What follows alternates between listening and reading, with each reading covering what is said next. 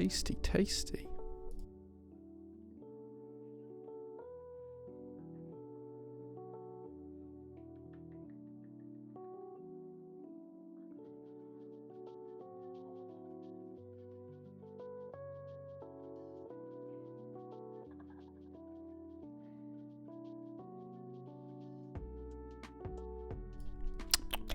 Tasty, tasty.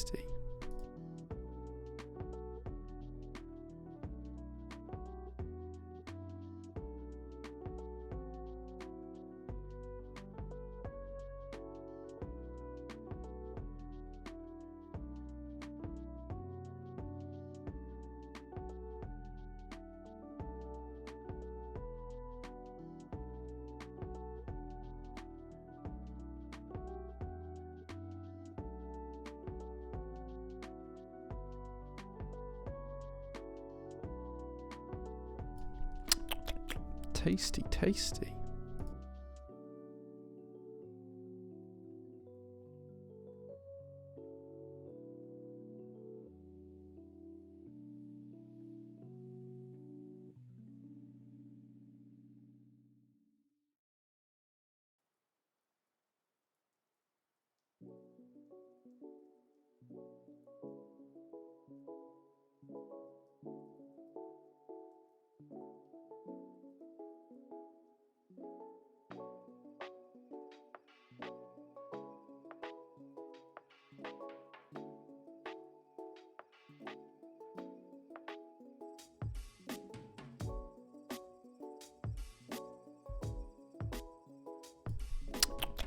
Tasty, tasty.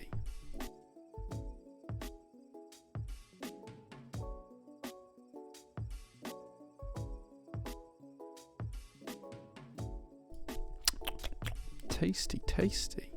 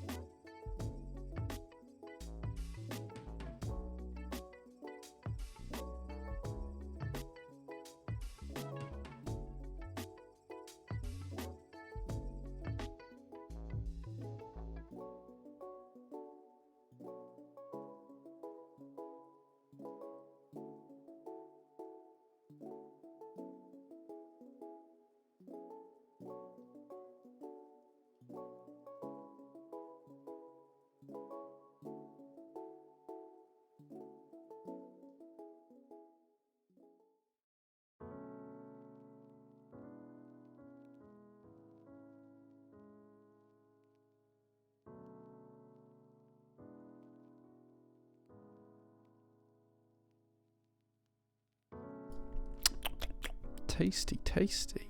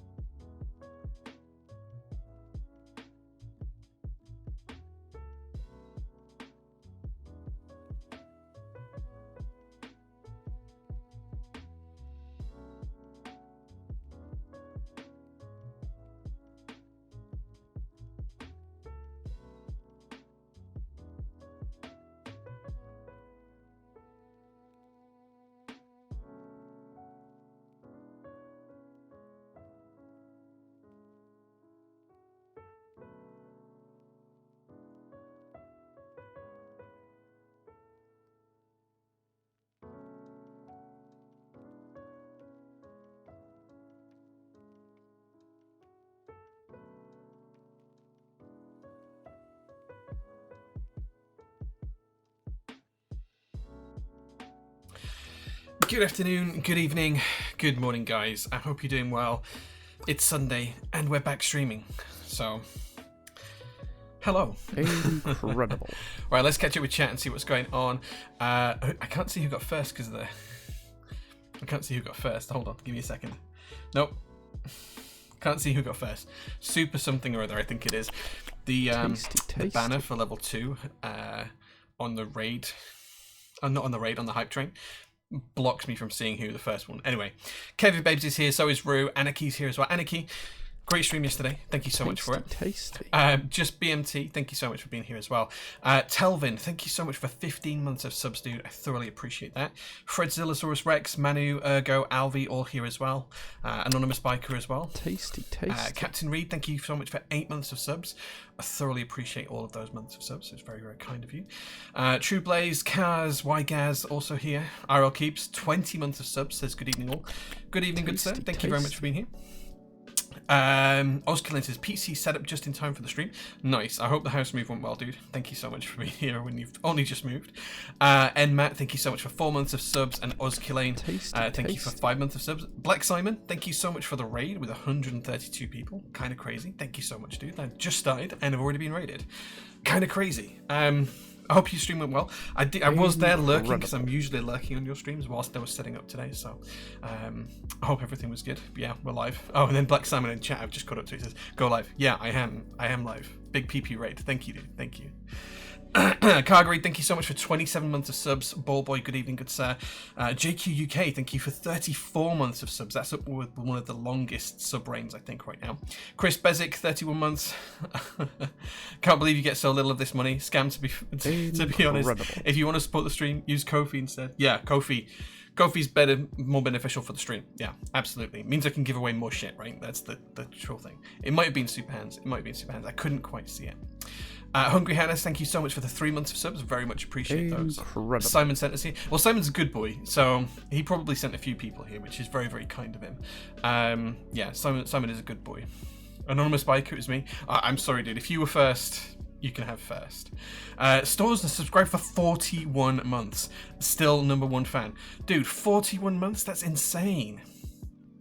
That's insane. 41 months. What? Moons of Empire, good evening, sir. Cynic 12 as well. Honest Accountant, hi. Wobbly Cobblestones. Simon likes you. I like Simon. That's all right. Simon says I'm a gem. So the difference here is gems are created under immense pressure, right? Yeah, I could be a gem. Yeah, maybe. Incredible. Simone might not like you. Simone said he doesn't like you. Okay, well he can like me or not. I don't care. I like him. So that's all that matters. But thank you all for joining. I can see there's a ton of you. I can't read all these names out. Wow, so many people have joined. Thank you so much for the raid. Simon said you're a very tasty bit of candy. Well, I mean, he hasn't run his fingers through my luscious beard yet, but maybe one day if he wants. GVB says, shirt looking good. Yeah, I was out for dinner with my family. It was my brother-in-law's birthday today, so I came straight from the pub that we went to for lunch to here. So, yeah. Simon says you're a grandma's what? Wait, what? Where's this? Simon says you're a grandma's candy. Is that like a butterscotch when they pull it out of their pants and it's been like in a pocket in a cardigan for like 8 years or something? Is that what it is? Incredible. All the comments. Simon said you like his grandma. He loves his grandma. I think I'm the same age as Simon. I'm not sure, but I think I'm the same age as Simon. My 24-month sub anniversary is in 2 days. Moon, so happy second PT birthday for next week. Simon thinks about grandmas. Yeah, I mean, if you ever get me a little bit tipsy and ask me a story about grandmas, I have a pretty interesting story about grandmas. Yeah. If you ask nicely, I might tell you on stream, but it's not particularly stream safe. Dang, now you want candy? Well, I don't have candy, but I do have coffee, so...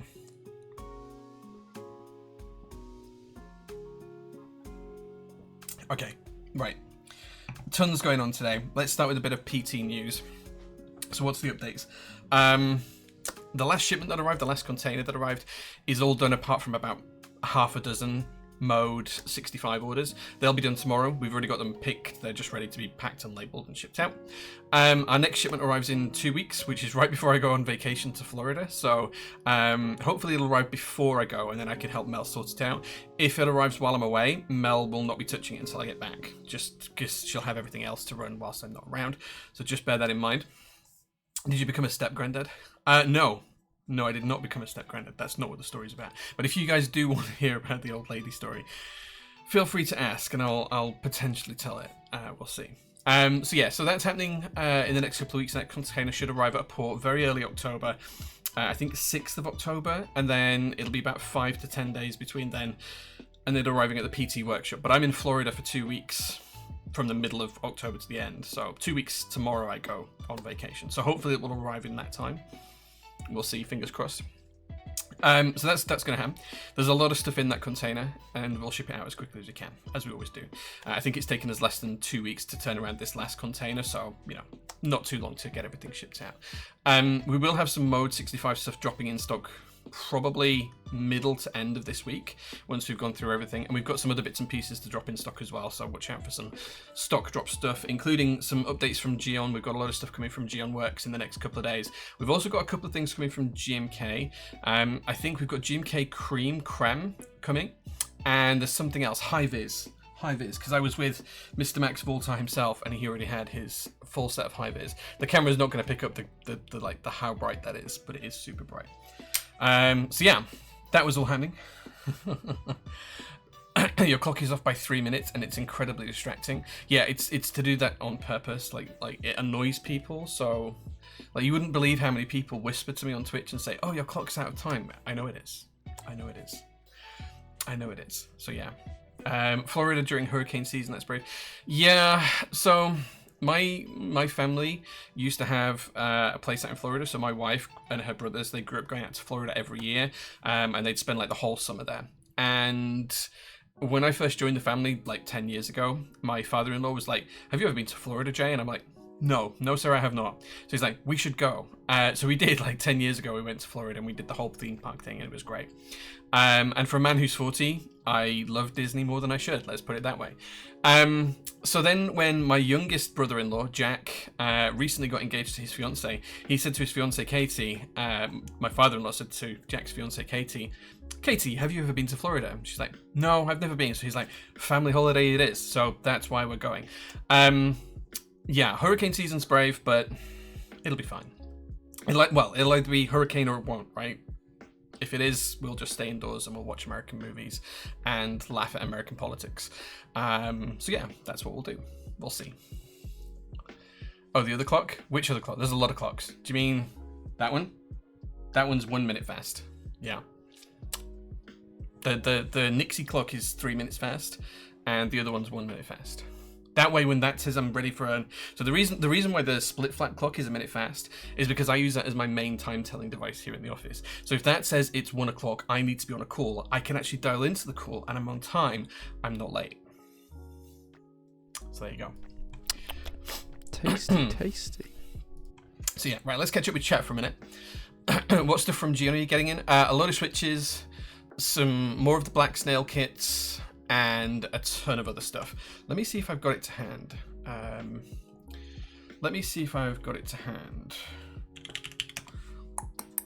might have a list.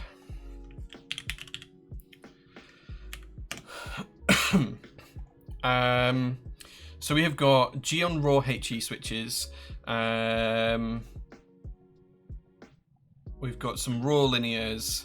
We're working with Geon to get some cherries at lower prices, so there's some cherry switches coming. There's some Haimu Raws, Geon plate forks, tweak boards, balanced wires, and then a ton of black snail stuff. So there's loads of stuff coming. So yeah, that's all happening. It is on the way. It's like literally in flight somewhere with DHL at the minute. It should arrive tomorrow, I think, but we'll see.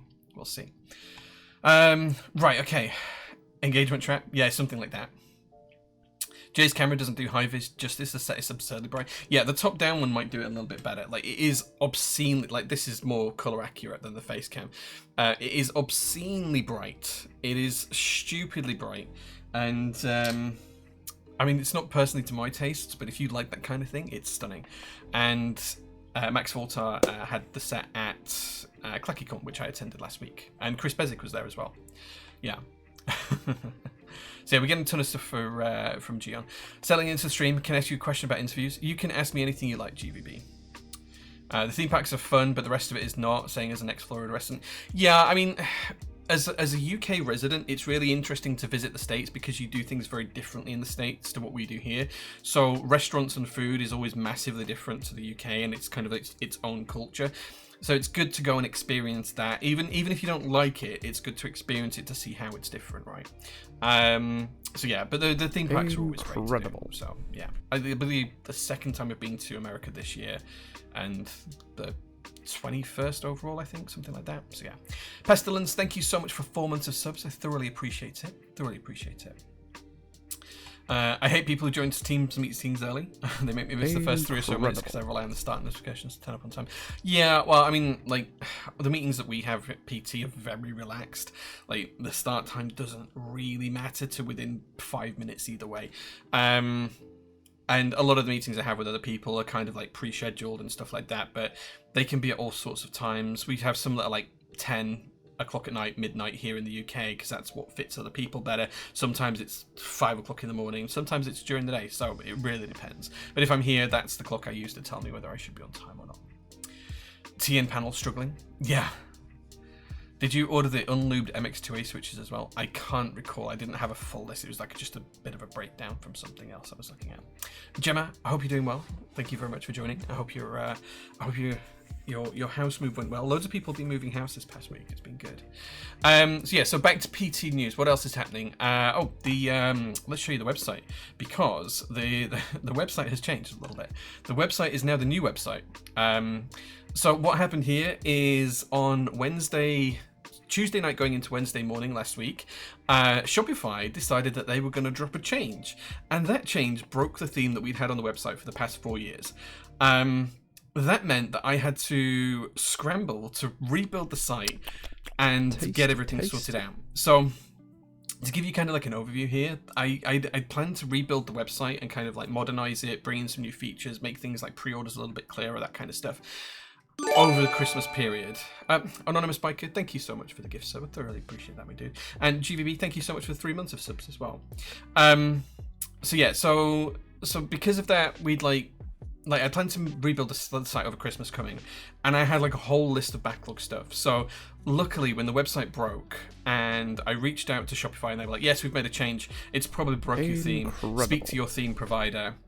So I spoke to the theme provider, and we didn't get a response because they had gone bankrupt. The company behind it has magnificently decided to fail and no longer exists, so they could not provide support. Now, I'm not a coder or developer, so like I literally was like, right, ADHD mode.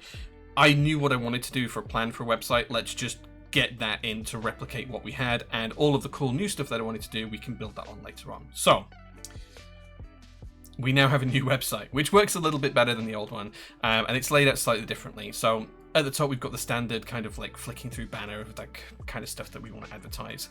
We've got a nice inventory of in-stock items here. I do need to change this artisan picture because, well, hold on, you can't see my cursor. Why can you not see my cursor? Capture cursor. Wait, what? Where did that go? There we go. Can you see my cursor now? There we go. You can see my cursor now. So I do need to change this picture for the artisans because it's the wrong size and a shape. I'll get to that. So all the in-stock stuff is nicely linked, and you can click on keyboard kits and it will take you to the keyboard kits, and everything's laid out a little bit nicer and easier. And of course you can use the filters at the top as well, which all work really nicely. And if we've got stuff like in-stock keyboards, you can see all the different stuff, like you go to pre-built keyboards and whatever else you want to do. All works great. So same for keycap sets, desk mats. Look, there's Mel. There's Mel in the back of one of my classic trucks. We've also got the latest stock drops on here as well, so you can see the stuff that's recently gone into stock, current pre-orders, and live group buys. Nice and simple. So the site does work better. It is faster. and it should be, you can look at things a little bit quicker and a little bit easier. So yeah, that's one of the things I had to do this week. Now there's a couple of caveats to this. Like, it took me ages to build, and I shouldn't really tell you guys this because like it's kind of like back end stuff, but like one of the things that we had before was like we had this checkbox here that you have to tick, like you can't pre-order this unless you tick the checkbox to say you agree to the terms and conditions. Most vendors have this. It took me another day and a half to get that working after we put the site live and stuff like that, but we're all there. And it does mean that one of the cool things that I can do now is I can actually build up our filtering. So we didn't really have, what I want to have is I want to have contextual filters that change depending on what product range you're looking at. So over here on this side, when you're looking at in-stock keyboards, I want you to be able to filter by TKL, 65%, 75%, that kind of thing, plate availability, whatever else. And if it's key sets, I want you to be able to filter by PBT, ABS, you know, does it support full UCAR? So all those are the kind of important questions I kind of want to build into there as well. So we have a contextual filter depending on what product range you're looking at. And that is the thing that we'll now be launching in the new year once I've built it. So the site is set up in the background ready for that. I just haven't actually built the filters and implemented them. So yeah. You're already feeling nostalgic about the old site? Yeah, I'm not. I'm glad it's gone. So yeah. I'm glad it's gone. Right, Anonymous Bikegeek, thank you again for the gift sub. Sounds like a typical Shopify experience. Maybe yes. Your name is the answer. Maybe yes. Shopify is great until it's not, and it's fantastic at providing access to new startups, but when you get into the weeds of it, it's not particularly configurable without adding a ton of additional applications and building your own custom stuff. It works fantastically for what it needs to do, and I wouldn't move away from it now, because to do so we'd have to build something completely custom, which would cost a stupid amount of money. But I wish I knew about Shopify when I set up the store what I know now. So if I had my knowledge now 5 years ago, we would have probably gone with WooCommerce, let's put it that way. Zizora, drop me a message and I'll fix that up for you. We had to end the group by early because we had to submit numbers today before the 30th, because that was the deadline for the quotes with GMK. So drop me an email and I'll fix you up in the morning. Cool. Yeah. So thank you very much for saying the new site looks nice. I'm pretty happy with it. So yeah, if you do want to take a look at anything, please do. I do want to call out that we do have the Argyle 60 on sale. If you guys like through-hole kits, you might like an Argyle 60. We have these in multiple colors, and it has full through-hole kit on the side, and we've got these at 40% off at the minute. So there you go. That's what it looks like in real life, and there you can see all the components. My soldering's terrible, so please don't judge me. But yeah, it's 40% off right now, 41% off right now. So you can pick those up. They're really cheap. Yeah. We've also got the Matrix 8XV 3.3 TKL kit in stock as well, if you want to take a look at it. But the big thing I want to talk about today is we do have a discount for you guys, and using the code STREAMKeyset3 for 2, you can get a discount on any in-stock keyset. So you can go to Prototypist in-stock keycap sets, use the code STREAMKeyset3 for 2, and you can get 3 for 2 on any in-stock keycap sets whilst the stream is live. This code will finish when the stream ends. You won't be able to use it as soon as the stream's closed. That's all you've got. So yeah, so you can get 3 for 2 on any in-stock keycap sets. So if you want to buy 2 GMK keycap sets and get a third free base kit, you can do that. If you want to buy a base kit, Spacebars, and Nordic kit, you can get a kit free that way. Doesn't have to be GMK, it can be any of the in-stock keycap sets we've got. DCS Honeywell is looking fly right here. One of my personal favorite sets that we've done in the past year. JCS Arabic, whatever else you want to do. 3 for 2 on any in-stock key set until the end of the stream. Nice and simple. So yeah.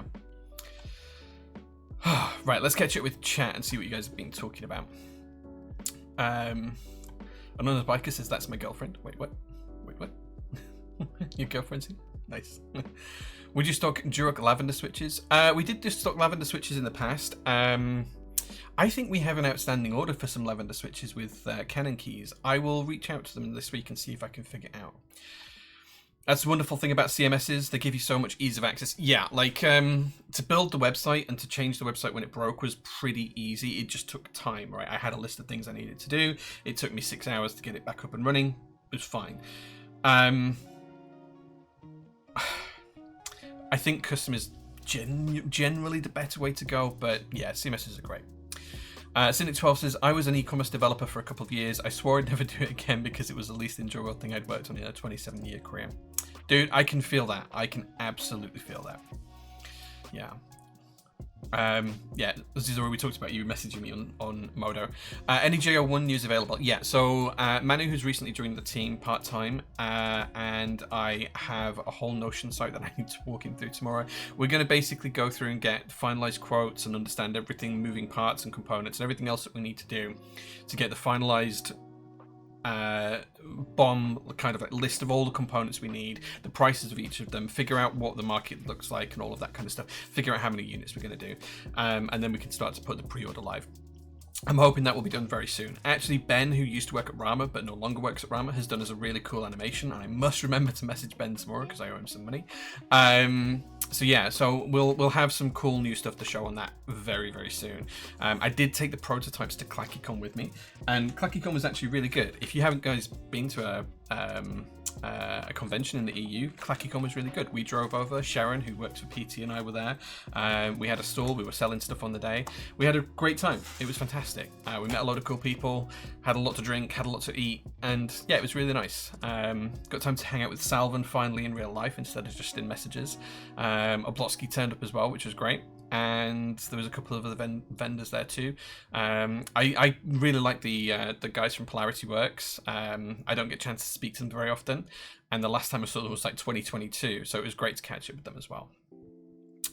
So yeah, it was really nice, and a ton of people there as well, ton of people, and we kind of learned something really cool. Like if I went to, like I'm pretty sure that everyone watching would know what X GMK keycap set was. Like if I held up a box and said, here's GMK Symbiote, you could all tell me the colors for it, or GMK Honeywell, or whatever set I held up.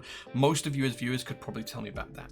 And when we went to the UK meetups, which we do quite often, if we'd taken stock to sell, we would be able to just put the keycap sets out, and most people would know what they are. The EU meetup at ClackyCon, the vast majority of attendees, probably 80% of the attendees, were new to keyboards. They had never seen a custom keyboard before. That was their introduction to custom keyboards.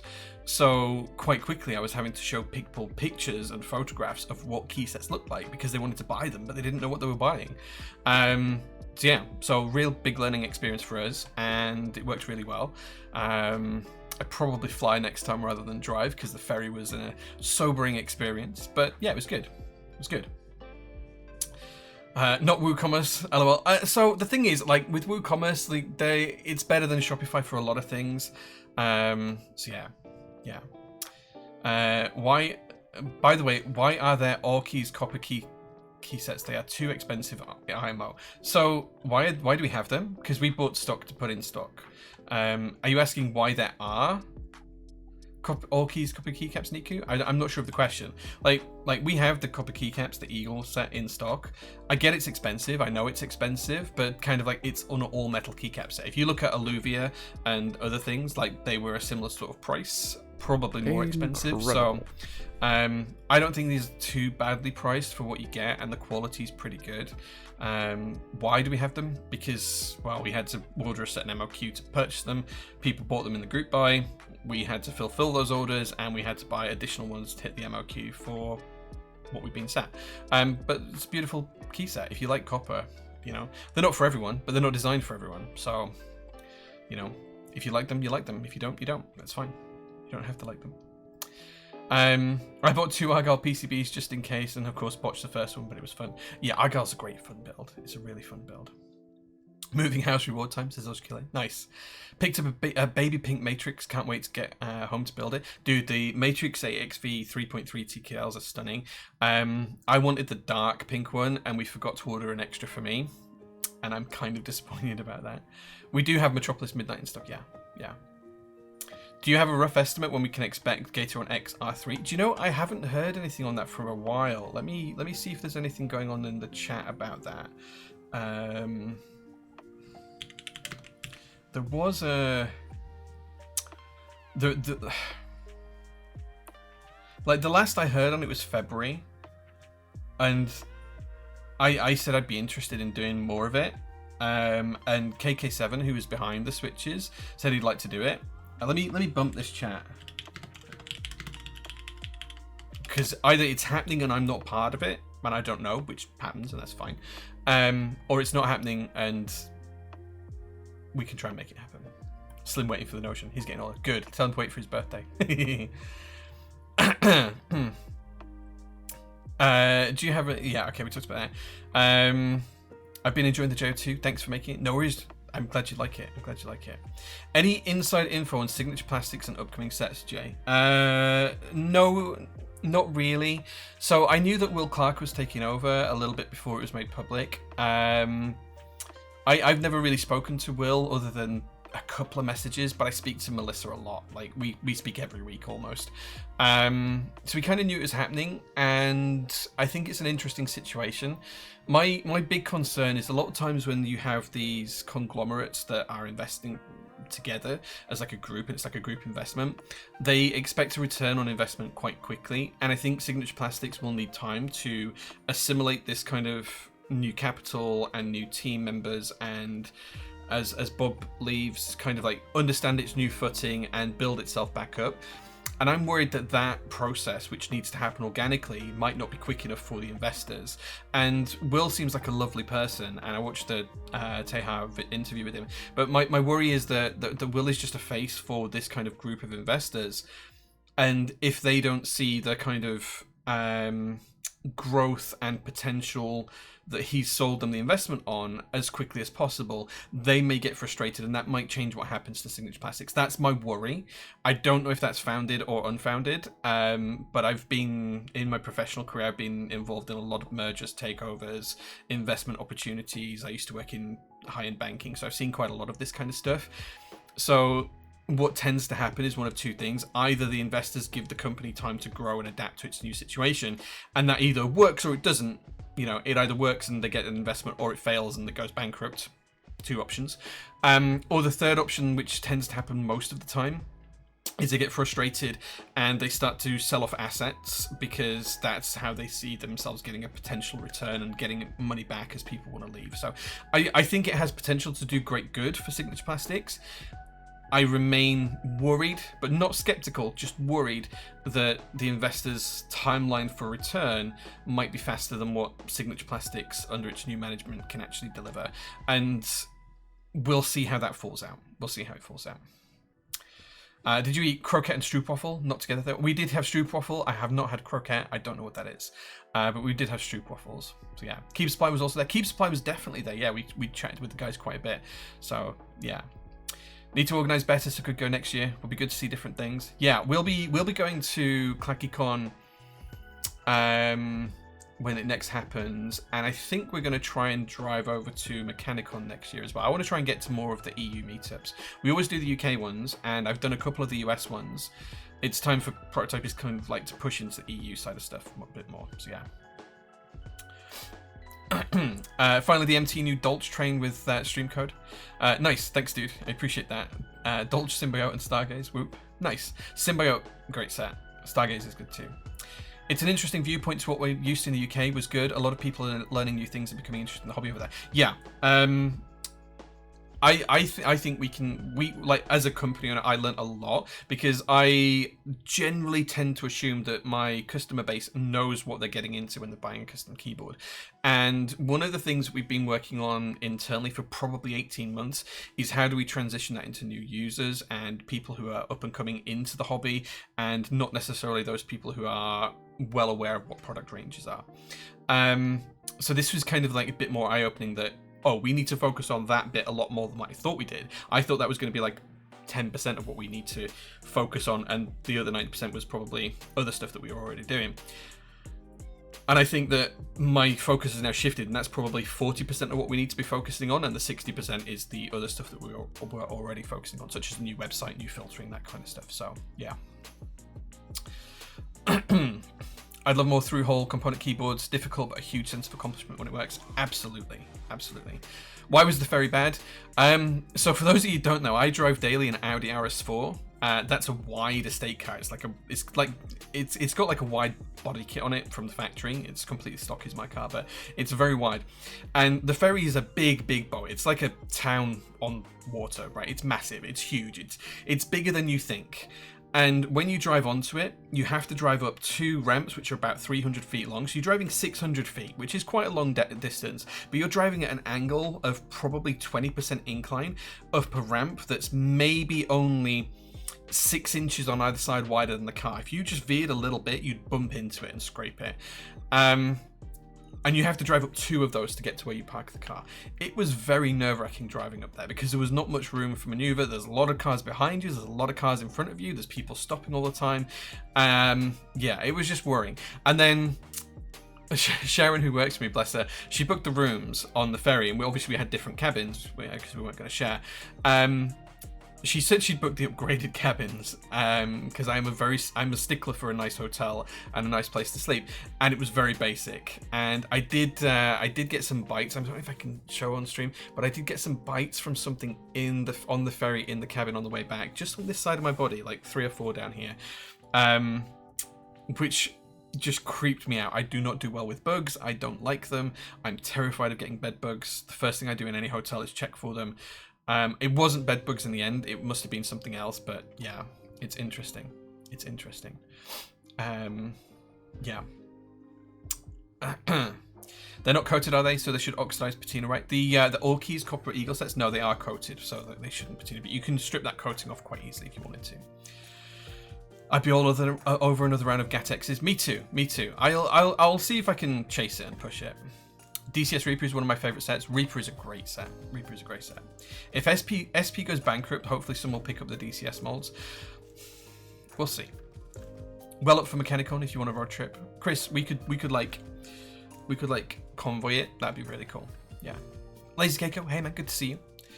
Any rough timetable for the new J01? Would love to get another. I use mine daily. Well, the prototype's right there behind me, and the other 3 prototypes are built, but in my box because I haven't unpacked them from coming back from ClackyCon yet. I think realistically, the pre-order's probably going to start in October, and we should aim to ship them in Q1, late Q1, maybe early Q2 next year. That's going to be the plan.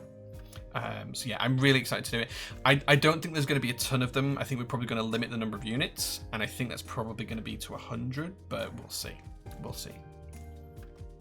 You hate multi-stories because of that? Multi-stories I'm fine in. There's plenty of room in those. This was really narrow, like super narrow. Like, imagine driving, you're in a car parking space, imagine having to drive 300 feet in between parked cars on either side of you with not enough room to open your door, up a ramp for 600 feet. It's a long way. Bed bugs. Jay's tasty. Yeah, apparently I was. I got bitten to shit. I got one on the side of my hand as well. I don't know if you can see that. I don't know if the camera's going to pick it up. There is like a spot just there where I got bitten on my hand as well. It wasn't bed bugs, but it was something. Don't like it. It wasn't mosquitoes because I never get bitten by mosquitoes. I've been all over the world, never been bitten by a mosquito. Yeah, this is my first experience of being bitten by bugs. Terrifying. Any updates on DCS Dolch?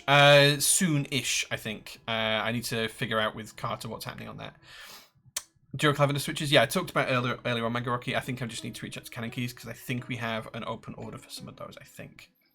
You coming to Deutschland? 100%. Been a few times. What's going on with that maglev board? I have some of the prototypes in my drawers here, but it's never going to get made. Yeah. Here's one of the prototypes. It exists. This is all magnetically levitating, I think. Oh, maybe not this one. No, it is this one. The gaskets we used. So I haven't touched this in probably 6 months. I don't know if you can see this, but the gaskets that we used, they've kind of like melted. So this one was magnetically levitating. It's not anymore. I think I've got another one. Let's see if I can find it.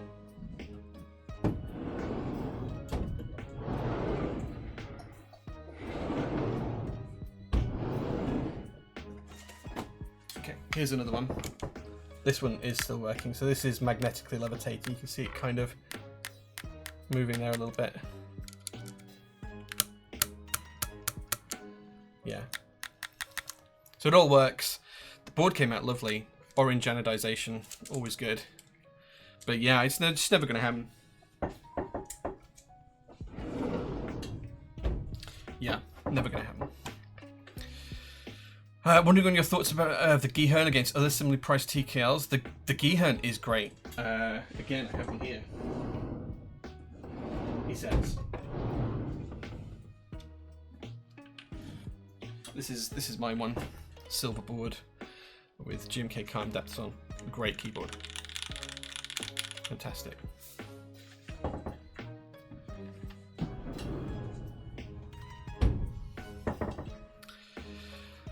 Right, okay. Chat. I picked up 2 Neo 83Xs this week, and it's for me and my dad. Can't wait to build them. Dude, I hope you have a great time building them. Can't wait to build my silver Neo 80. Nice, yeah. Need that storage thing. What is it? Oh, Mr. Clever keeps. I need to respond to your DMs. I'm sorry I haven't. This is a Bisley storing cabinet, but it's A0 in size, so it's designed for artworks, basically like big blueprint drawers. It's also called a plan chest, architect's drawers, that kind of thing. So this one's made by Bisley, and it's really nice. And I've just reinforced the drawers so that it can hold the weight of like 15 keyboards a drawer, and all of the drawers are full. So yeah. Prepared to spend a lot. Yeah. Are there pouring gaskets with magnets in that? Yeah, it's called the Lodestone.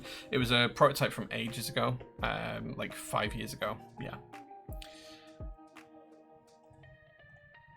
So yeah. What else? Did you mention that you're going to Novel Keys? Planning to go to Novel Keys meetup in Germany in June. You should go, dude. Yeah, like so that Novel Keys meetup in Germany in June. That's at GMK. We will be there. The whole PT team should be there. Oh, I'm hoping the whole PT team will be there. It's up to them whether they want to go or not. But yeah, like I plan on being there as well. And I think we've offered Christoph and Mike to help out as well. So yeah, that should happen. By the way, how do you handle it when people come to you with a board design they want you to vendor? I personally designed my own one-off, and I already got asked to do a group buy, and I personally do not feel comfortable doing that. So I wondered if there's the way to run it without me getting involved. Yeah, so it depends. Like we do different things with different designers, and it really depends on how much the designer wants to be involved. Sometimes we're just a proxy, and you know the lead vendor handles everything, and we just buy units basically and ship them out, and that's nice and easy for us. Other times we will take care of the whole production, end-to-end production timeline, and that means doing all the manufacturing stuff, making sure they've got all the files, making sure they're adhering to contracts and quality and all that kind of thing, like we're going to do with the JO1s, like we've done with the JO2s in the past, and a ton of other products. And the designer can be as involved or as much as they want or as little as they want, to be honest with that. But if you ever want to chat, we can have like a 15-minute video call and talk it through. More than happy to do that. Running an IC before vendors doesn't really matter. Like to me, like I've spoken to designers beforehand and said we could do this, and then they've either chosen to work with us or not. It really depends. I need that right now. My prototype's sick on my floor. Dude, this thing is so cool. Yeah. I'm part of the P team for that. Ooh, woo. Yeah, sure. Why not, Manu? Why not? If your contract's still in place, yeah. Yeah.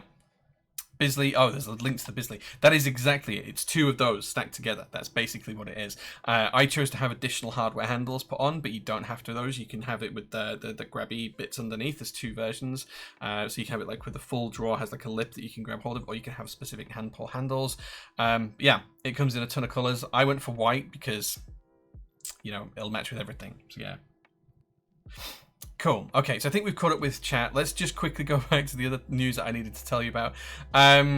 Jay's Roastery as well. If you guys are interested in coffee, which reminds me I need to drink my coffee, I do have a coffee shop as well. You can order coffee to wherever you are in the UK. EU shipping should be coming next month. We're just working out licenses for exporting coffee at the moment. 3 blends: classics blend, fiction blend, sci-fi blend. jaysroastery.co.uk. You can get coffee. Sell it on a subscription basis in 250 grams, 500 grams, or 1 kilo bags. And there's all sorts of details on the coffee notes and even how to brew it. So if you want to do espresso or pour over, we got recipes for you. Nice and simple.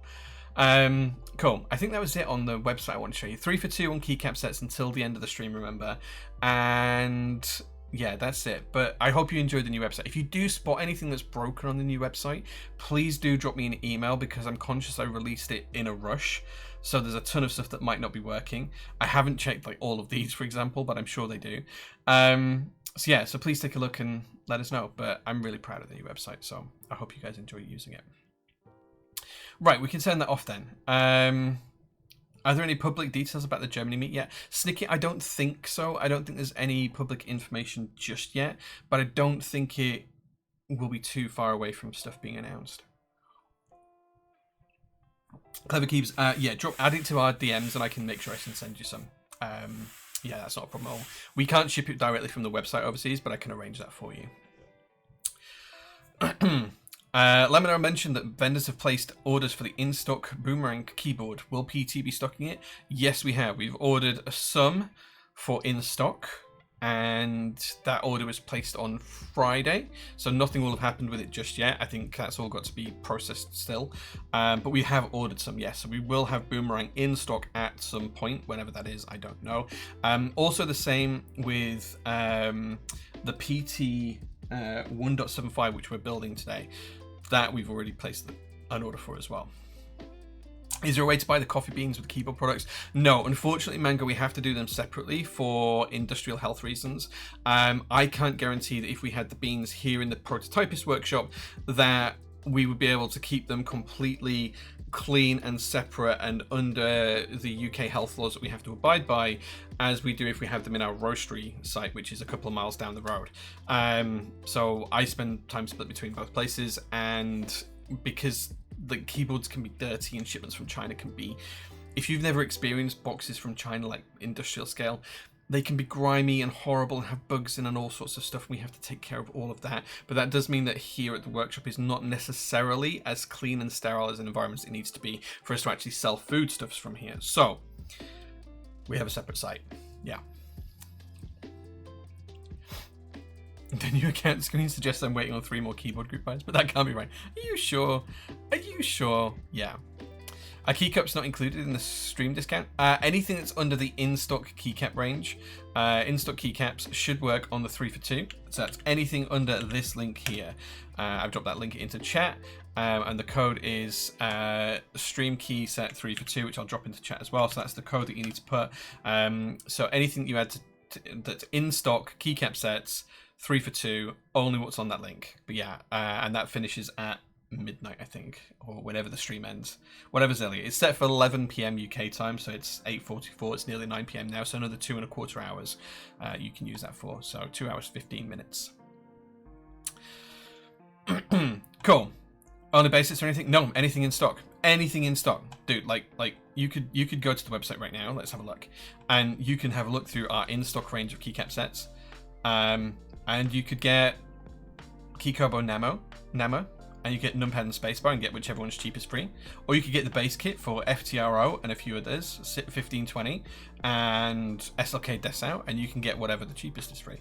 So it will always make the cheapest free, but you can buy 3 base kits, 3 child kits, a mixture of it. It can be Milky Way, can be CRP, can be GMK, anything that's in stock, 3 for 2.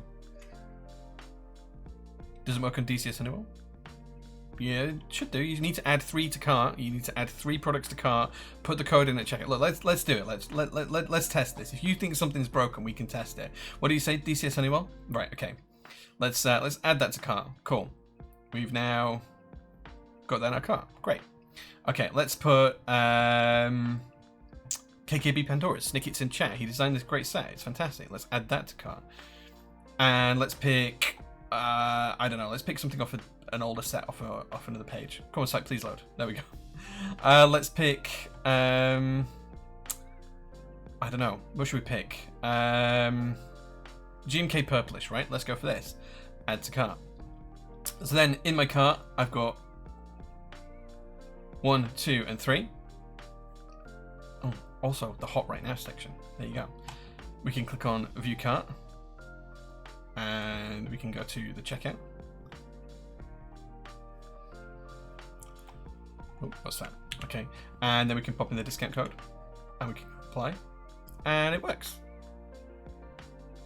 There you go. This is the PT warehouse, so I'm not doxing an address here. Don't worry. This is literally where I am right now. These are all PT. I have like test accounts on the site. But yeah, it works. There you go. So the cheapest was 3.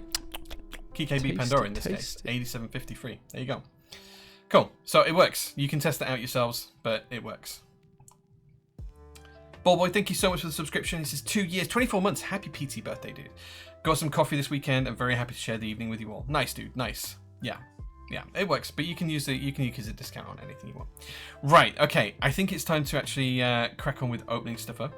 You did get to say hi earlier. Apologies if I missed that, Mr. Ballboy. Apologies if I missed that.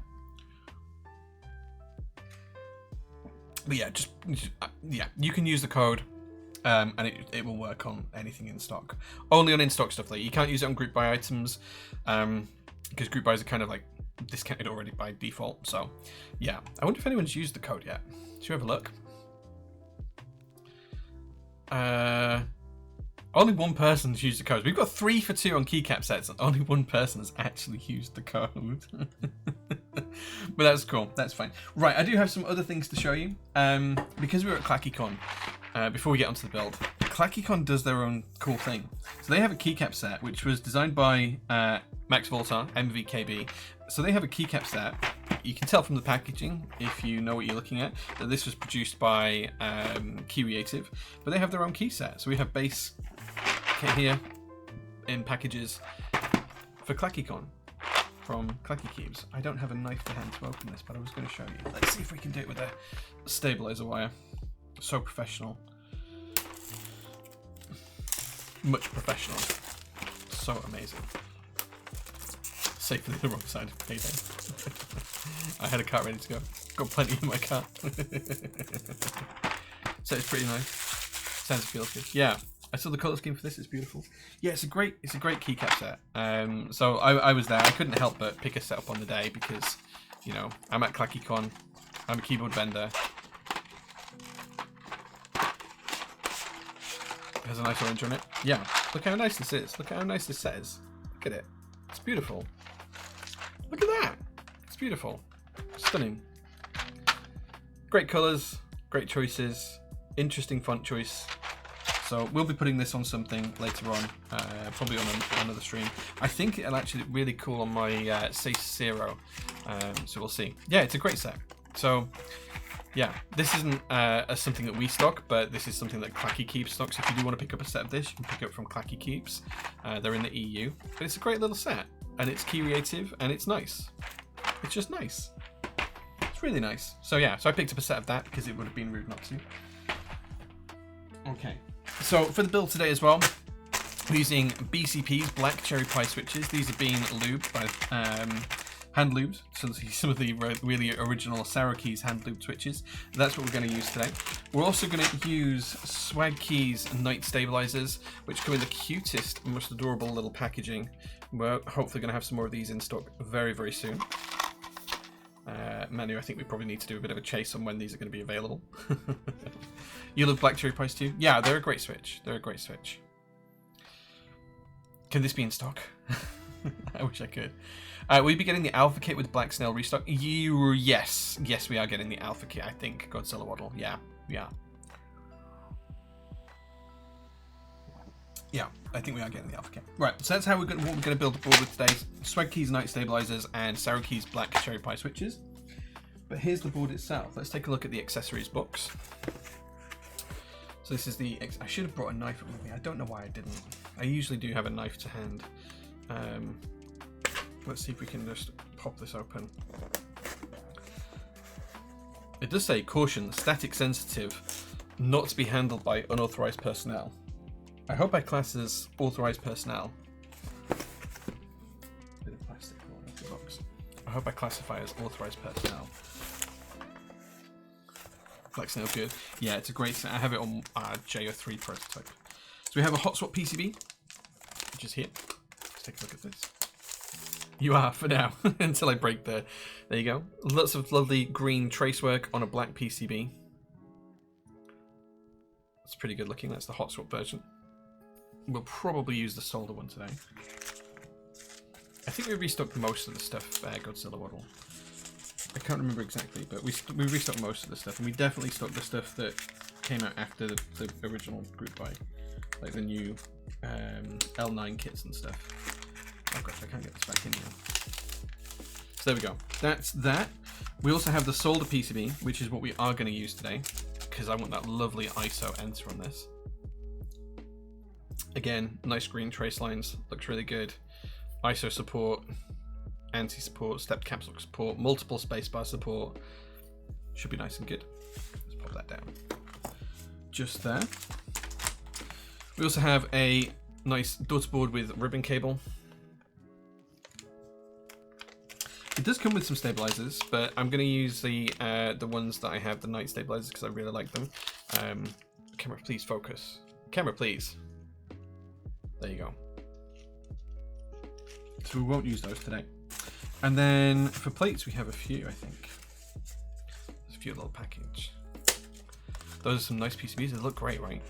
Not the ribbon cable. Do you know what the issue with the ribbon cable is? So I used to stream with the main light here in the office turned off and just with the stream lights on. And as I'm getting older, because I'm like 40, I struggle with just the brightness of these lights here. So I've decided that I'm going to start streaming with the big lights on so I can actually see what I'm doing when it comes to ribbon cables. So we have FR4 plate here. Standard FR4 plate, looking pretty nice and tasty. Let's see what other plates we have. This one feels a little bit more flexible.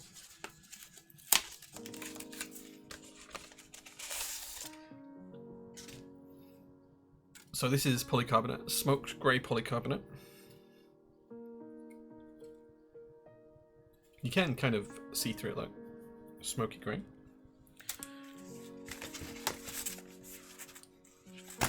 We also have some screws here underneath. Let's put those to one side. And then we have one more plate, I think, in here.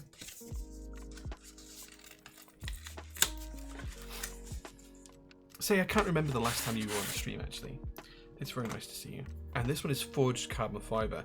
I'm generally a more of a weave carbon fiber kind of guy. I think forged tends to sound too close to FR4, but you got to admit, it looks great, right? Forged carbon fiber does look good.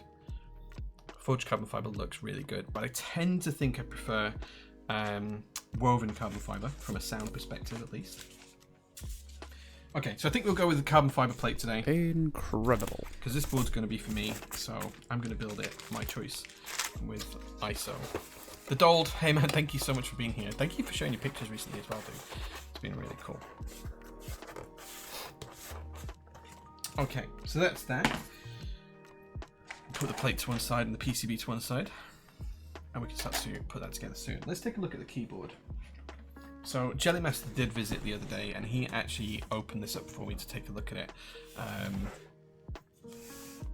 So we'll take a look at it in a second. I see CF, I see Keebs and coffee on the same table, and I joined the stream. Sounds like this stream was made for you, Sipula. Sounds like it was made for you. For those of you who don't know, Jellymaster, one of the mods, is the kindest man I know, and he was kind enough to purchase these for me. So if you haven't seen these, I did show them a couple of weeks ago. This is an NERD coaster, which has a splash of coffee on it, and that's one of the trays, the screw trays.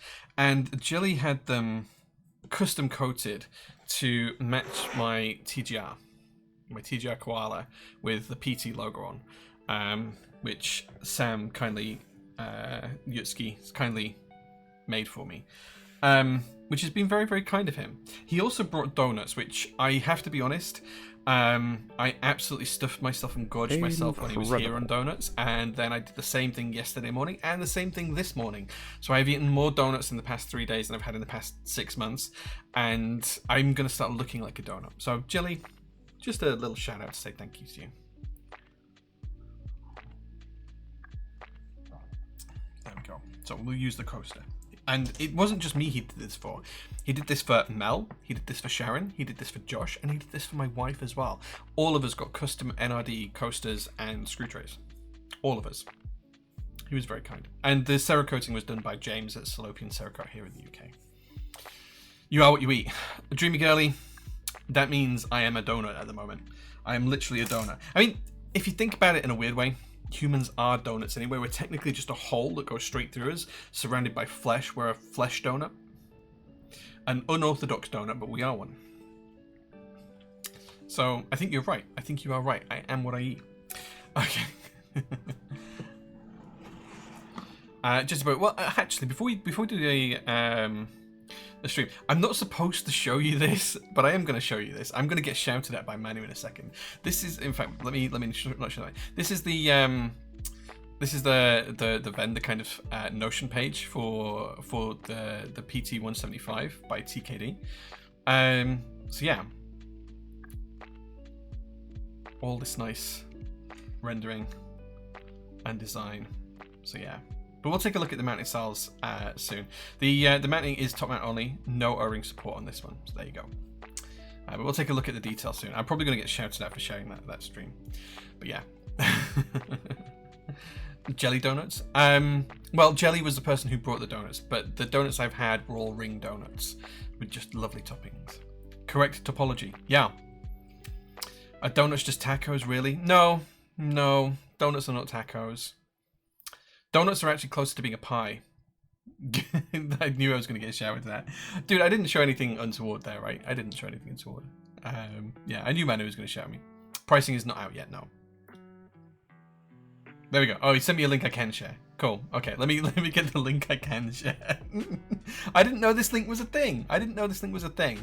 Right, let me translate the page first, and I'll share it. Right, translate to English. Okay.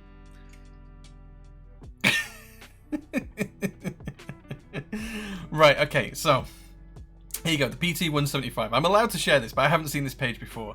So yeah, so part number and series order and arrangement size. So yeah, so the naming, that's the naming rule. It's the PT part number 175. So it's the series 1 and it's the 75%. So there you go.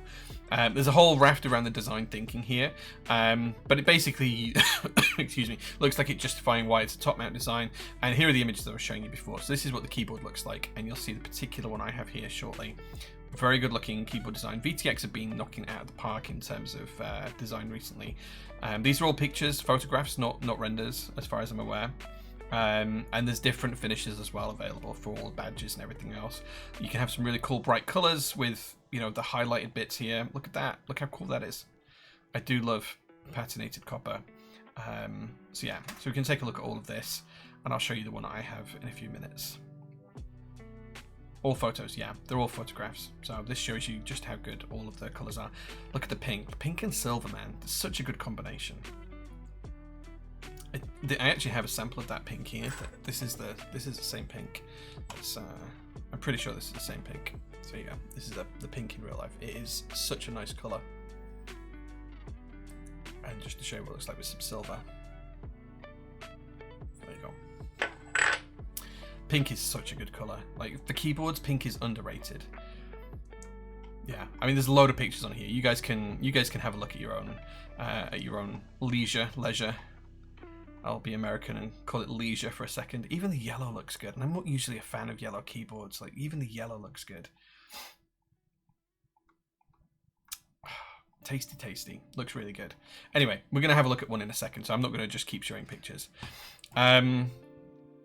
It's as if pink and rose gold had a baby. Yeah, this with Pepper Bay. Yeah. Why you have the SDR samples and I don't? Dude, I have all of them. Like, every single one, I think. I was just looking at pinks the other day, so I have these two here, because I was looking at potential pinks for another project. So yeah, if you you maybe need to have a chat with someone. Yeah. The patina on the USB widget is awesome. Yeah. So it's the same patina, the force patina that we have on the J-OG prototype as well. So please wash your hands before typing the word tacos. Okay, I will try and do that, Rue. Cool. Okay, so let's take a look at the board. It comes in this lovely box, which you have with TKD, Trace Kits Design. If you didn't know what TKD stands for, that's what it stands for. So yeah, it's a lovely box, TKD. And then here we have the carry case. So there we go. Let's put the box away.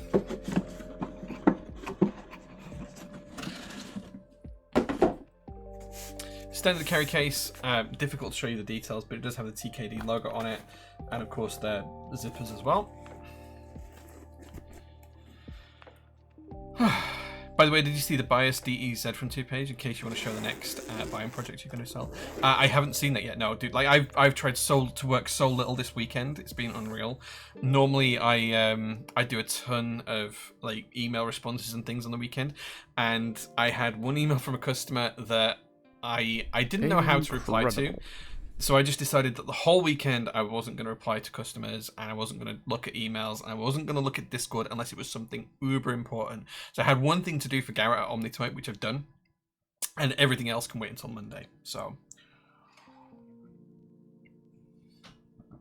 yeah, so we'll have a look at the buy on board afterwards, but done the build. But yeah, I'll save that link. I'll save that link, man. Danjo Whitaker, thanks again for helping me loop the stabilizers, Jay. Really appreciate it. No worries, dude. No worries. Like, you were very kind, you were very nice, and you asked it really in a really lovely manner. I couldn't resist helping you out and doing that and getting them sorted for you. So yeah. Right, let's take a look at this board then. So we have the Acorn model here. Well done for having a weekend to yourself, Jay. Yeah, well, apart from the stream, I have pretty much had the weekend to myself. I haven't done any work other than one thing for Garrett. So yeah, I'm pretty happy with myself on that one, because that's something I struggle with, is work-life balance. So this is the keyboard. This is the Acorn. We'll take a look at it unwrapped in a second, because I don't think this is going to do it justice. The only person in the world who'll ask for something brown coated. Not the only person. Actually, I didn't ask for this. I think you'll find it was my warehouse manager Mel that asked for this. If you go back and check the chat, Manu, I'm pretty sure you will see that it was Mel who asked for this. I think she might think she's gonna steal it. Maybe she will. Who knows? Maybe she will. Who knows? But nothing wrong with a bit of brown. It's true. See, like I told you, it wasn't me. So this is the brown coat, and you can see it's kind of got this lovely texture to it. That texture is in the keyboard, and this is so nice. It feels really good. And look at the weight, and look at the badge here. Look at the forced patina on the badge there. Look how good that looks. Biscuity, yeah. Brown boards are underrated. Can you guess what color keycaps we're going to put on this build? If you guess beige, you're right. So let's take the board apart and have a proper look at it. Why have I put my screwdrivers all the way up there? Cakey bean Nema chocolate would be perfect with it. Toblerone. It's a coating. Clever Keeps. It's a coating. It's TKD's proprietary coating. GMK Doggy. I haven't even seen GMK Doggy. Do I know what that is? Black and white. Yeah, the coatings are really, really nice. We've had a few of the STR produced boards now. We are going to put the J-OG Keycap set in it, yeah. So I did get the J-OG prototype keycap set through. So this is my homage. We'll look at it properly in a bit, but one of my favorite things is the OG cherry keycaps that used to come on boards back in the day when people, when the OG boards were being made and produced. And I'm a huge fan of those, and the UK set was called SAG. So Cherry had these article numbers that described what keycaps and what kind of products came with the board. So they used to do these die-sub PBT keycaps, and that was what code S stood for. So the S in SAG, Sierra Alpha Golf, stood for die-sub keycaps. And then the A was the type of switch that came in the board. So I think A was Cherry MX Blacks. And then the G was for the language. So SAU was for United States, SAG was for Great Britain. And then there was multiple other languages as well, like Italian and Danish and Flemish and Dutch and Portuguese and Russian and Cyrillic and all sorts of millions of other things. But the SAG ones were kind of like difficult to find. UK ISO layout, vintage Cherry die-sub keycaps. They were kind of like difficult to find. And I went through a phase where every time a set came up, I'd just buy it because I loved them so much and I really enjoyed them. And I decided that I wanted to make a keycap set to honor that, and that's where the J-OG Keycap set came from. And I have the final prototype at the side of me, so I'm going to show you that, guys, in a bit. There's a couple of little changes that need to be made, which we pick up with the manufacturer. and then we're able to get into production. So here you go. The aluminium plate is in there. We're going to change it for the carbon fiber one. It is top mount, and you can see here it's top mounted with 3 mounts across the top and 2 mounts across the bottom, but none where the spacebar cluster is. That should be a really nice typing experience. And as I say, we're going to change that for the carbon fiber plate. So let's take these screws out too. And you can see the coating is really good quality because it's all completely covers the inside. There's no issues or gaps here. PBT doggy? Ah, yes.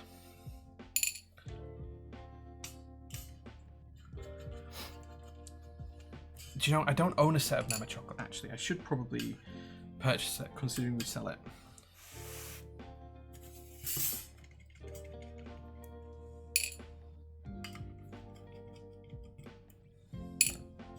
Let's put that to one side. So here you can see on the inside of the case that coating is just as good as it is on the outside. Every surface covered really nicely. Come on camera, please focus. There we go. Every surface covered really nicely. You can see in the screw holes, they don't put the coating into the screw holes because it would change the tolerances, so that's the only place you might notice a blemish. But the coating is super even. You're not going to get streakiness or color mismatch like you can with Anno. And as you can see, this has kind of got a texture to it, which is really, really nice. The camera does not do it justice. And it's got this cool, neat design etched into the back as well. Come on camera, please focus. There you go, the PT175 and this nice seam line here as well. Super nice, super tasty. Pop that to one side because we don't need that just yet. Here's the base. This is what the inside looks like. It's got the Trace Kits design logo here on a PVD badge, and then VTX engine there as well. You can see that's super shiny and nice. And then the internals, you see this big, huge block of brass, and it's super duper heavy. So let's take this out and have a look at what's inside the board here. Oh, those are Torx there. Let's grab a Torx driver. Might be too big. No, we got the right one.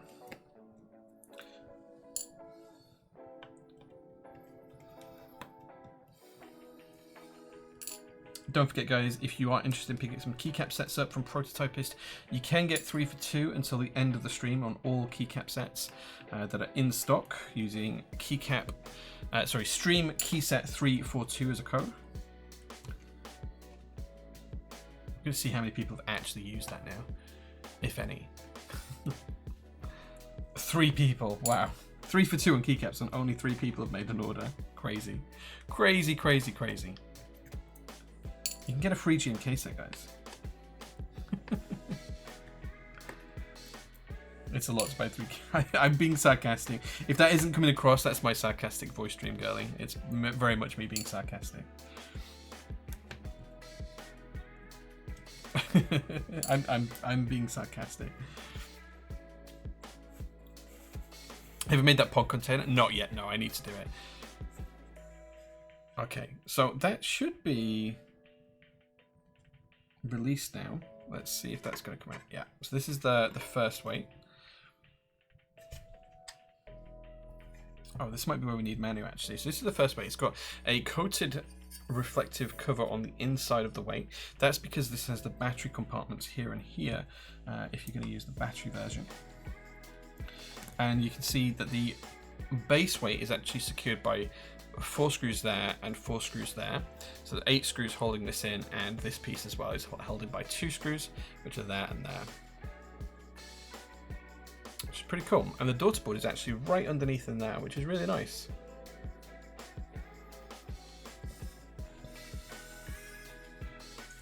Problem is needing 3 keycap sets means needing 3 keyboards to put them on. Yeah, I can get that. I can get that.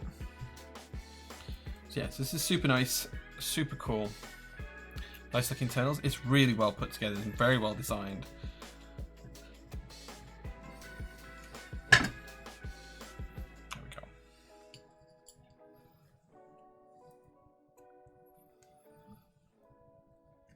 Okay, so now we've had a proper look at the case, we can put it back together, and then we can start to build up the plate and PCB assembly.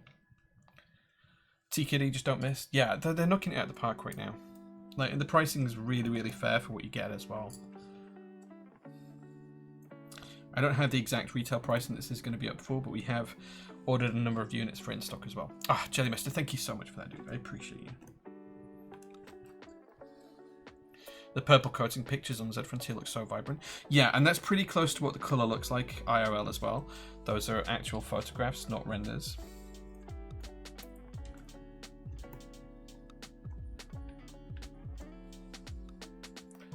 Is that ribbon cable a daughter board? It is, yeah.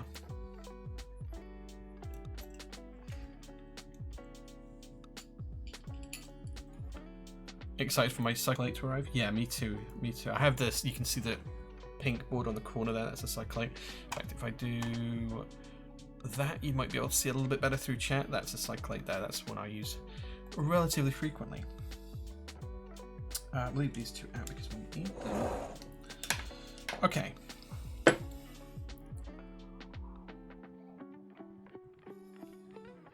That coffee has gotten clap cold now.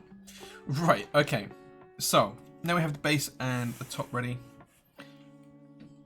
It's time to get the PT75 plate and PCB assembly ready. Let's do that. C8 swap still on the card, Signor J. Parts are waiting for it.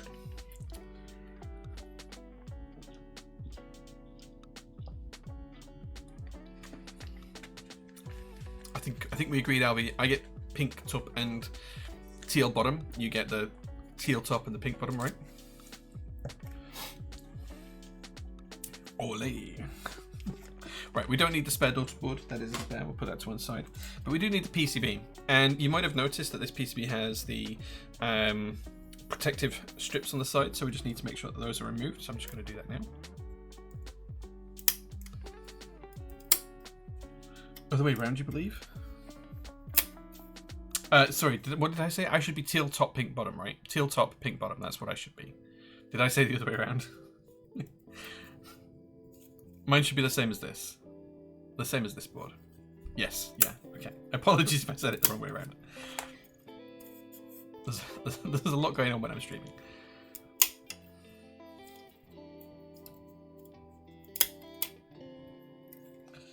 Okay. Oh, come on, snap off. There we go. I should have used flush cutters for that, really. But there we go. That's the PCB now prepped. Time to get our stabilizers ready. I'm just going to pop that there for now. Gently rest that down. Okay, so we're going to be building ISO layout. What bottom row should we run here, guys? What bottom row should we run? Let's have a look and see if we can find the PCB listing for it. Here we go. So if I just share my screen, I'll let you guys vote on what bottom row we should run. We've got these choices here. So we could either run 125, 125, 125, 6.25U spacebar, and then 1.25, 1.25. Or alternatively, we could do 1.5U, 1, 1.5, 7, 1.5. Let me know in chat what you'd like to see. 7U or 6.25U. Maybe, actually, Jelly, maybe we should do a poll on this. Maybe we should do a poll. Jelly, could you set up a poll? 7U or 6.25U space? Let's see what you guys think.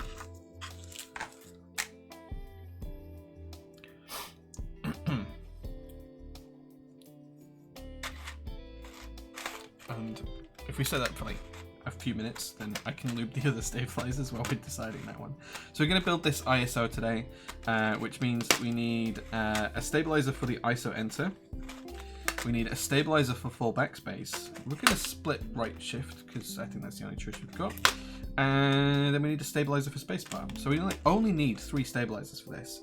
So 1, 2, 1, 2, 1, 2. And then we're going to need a spacebar one as well. So yeah, so the bottom row poll is up. You guys can vote whether you'd like to see a 6.25U or a 7U. I'm going to make sure I've got a 7U and a 6.25U wire ready. And you guys can decide what you'd like to see.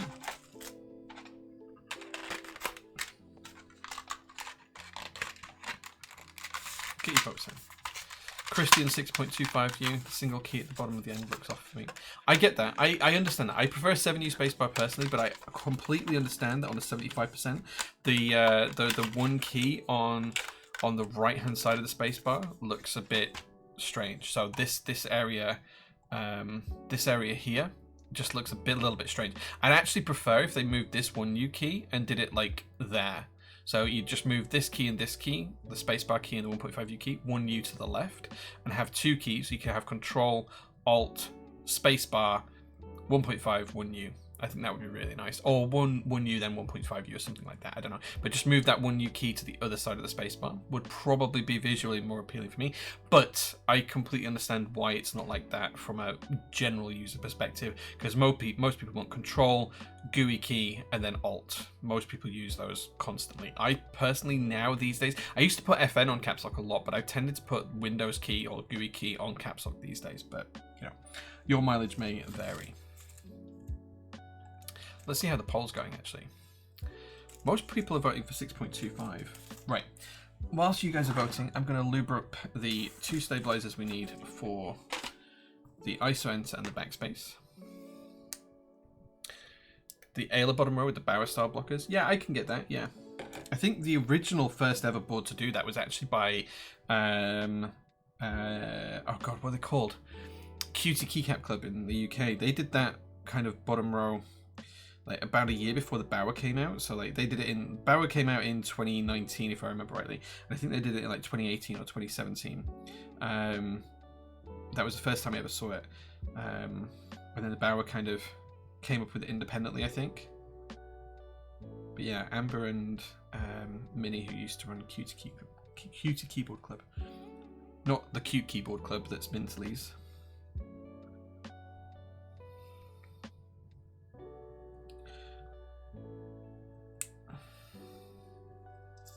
You need points. You have to watch for points.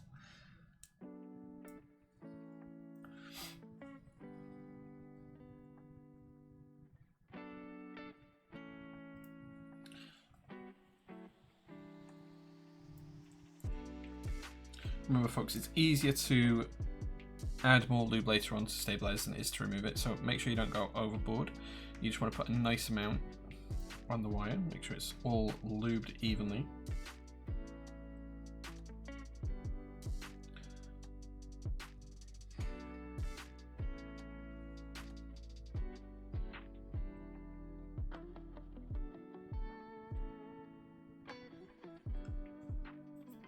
Did I put the other one? There it is.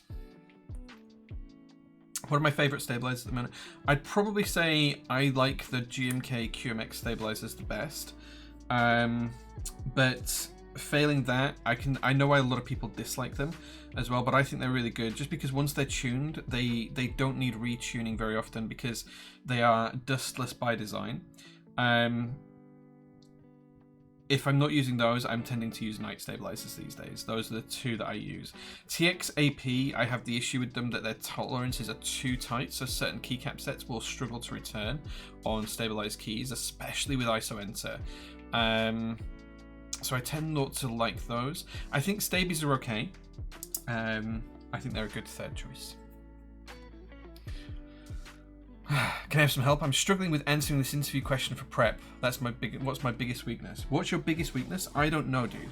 But when they're asking you for a weakness, they're looking for openness and honesty. So if you're going to an interview and they're asking what your biggest weakness is, they're looking for openness and honesty. What they're not really looking for, which is what a lot of people try to do, is they try to come up with like something that's a negative, but really it's a positive. Like, I care too much, or I overwork, or I you know, something like that. That's not really what they're looking for. What they're looking for is something that you can say, I'm conscious that this is my weakness, but I'm addressing it through doing this and this.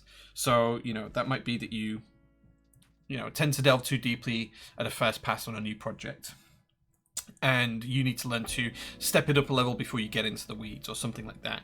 And you can say how you're addressing it by, being consciously aware of what you're doing, putting a plan in place for each project, that kind of stuff. Or it might be that you're you're working on how to plan things better depending on what type of role you're going for, or it might be that your code tends to be not as neat and tidy as it could be, but you're working on it through X, Y, and Z. Depends on what type of job you're going for, but there's always something like that you can say that you're working on, and it should be an active point of improvement. It could be you could be concerned that you don't have the right qualifications for the job that you're applying for, but you're working on it because you're going through your APMP or your Prince 2 or whatever qualification it might be. So I would advise to look at things like that. I hope that helps. Right, so 7U1. So we are going with the 7U bottom row.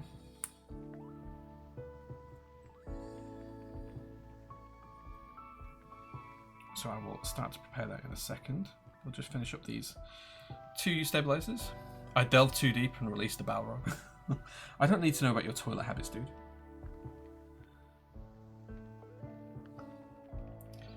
Geez, Bosch wanted that 7U for real. Drinking at work is your issue? Wow.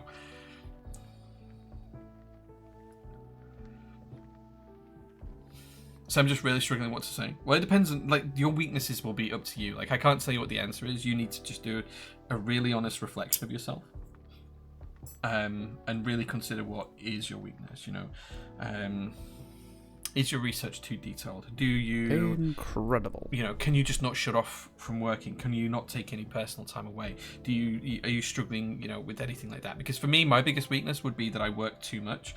And I don't know how to shut off sometimes and have a good time and enjoy myself. And I quite often worry about what that means for work.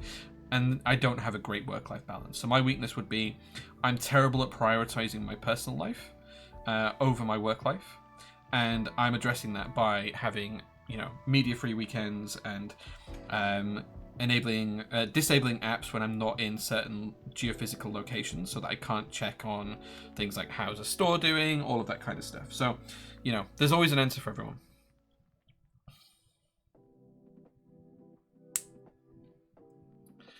I'm an easy stressor, and I always tend to take on a workload without knowing a cutoff point. Well, then use that, dude. Use that. Say, I struggle to define my capacity, and that impacts my resilience in the workflow. I can often overextend myself, and that can sometimes lead to struggles, or smaller items being missed, or whatever it is, or smaller targets being missed, or priorities being strained, whatever wording you want to pick. And you're working on that by doing, what are you doing about it? Come up with a rationale on how you're treating that. Whatever it is you're doing in real life, make sure it's a real thing. Don't make something up here. Make sure it's a real thing. It could be that you're working on that by keeping active track of everything that's adding to your workload. It could be that you're starting to keep detailed notes, or a Trello board, or some sort of Kanban board for all of your personal work, so you can keep ahead of the curve and understand what it is that's putting you on the spot. All of those kind of things, dude. Like, you can come up with something. I thoroughly believe that. Okay, that is our stabilizers looped. This is the PT175 by TKD. This was designed by Trace Kit Designs, TKD, who did the Cycle 7, the Cycle 8, and this is their new line of products. They're moving away from the Cycle line, and they're moving on to the PT design, which basically means part number, and that's what they're moving towards. My biggest weakness is the lack of one.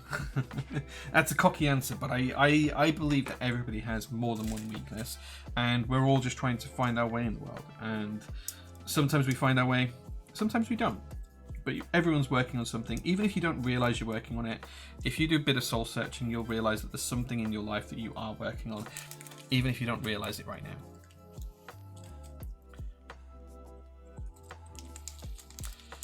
What about, is your weakness you do it too perfect? If what you're doing to stop. So, like, some people can be perfectionists, and sometimes this is a good one. You can say I'm a perfectionist, which means that sometimes I will prioritize things that don't need to be prioritized because I'm perfecting a certain element of a deliverable, and that can have a negative impact on other deliverables, right? So you are that's a real thing. It does happen. You know, I can be guilty of that at some points, and so can people that work for me and people who've worked for me in the past. So absolutely, you could use something like that, and you can say that you're working on it by learning to understand what the limits of each deliverable are and making sure that it's to standard, not beyond standard. You don't need to build a Rolls Royce when you can have a Morris Minor, right? You know, those kind of things. How do you usually prepare QMX stabs? I put a small amount of lube on the wire, and I take out the insert and have a very, very thin layer of lubrication on the inserts, the sliders. And then I reassemble and then put a tiny bit more lube on the underside. So very similar to how I did these ones, but slightly different. Just because of the way they're constructed.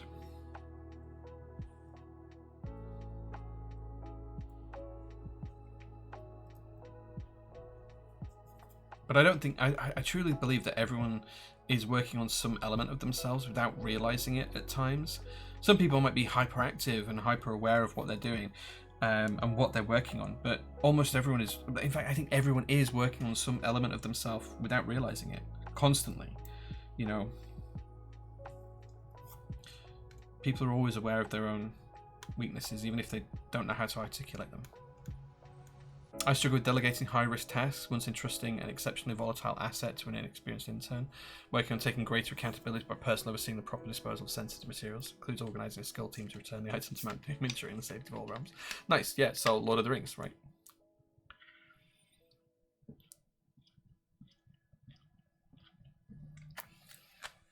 Lord of the Rings from the perspective of Gandalf the Grey.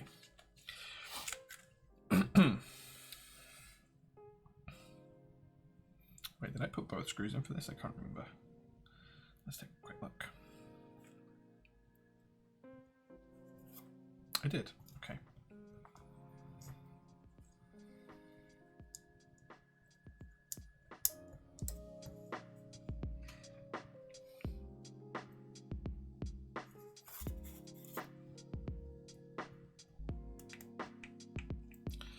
Okay, this is the last stabilizer to go in. One more screw after this one, and then we can start to put the switches and plate and PCB together. Any upcoming group buys, caps, boards, or in-stock products, etc. you're looking forward to?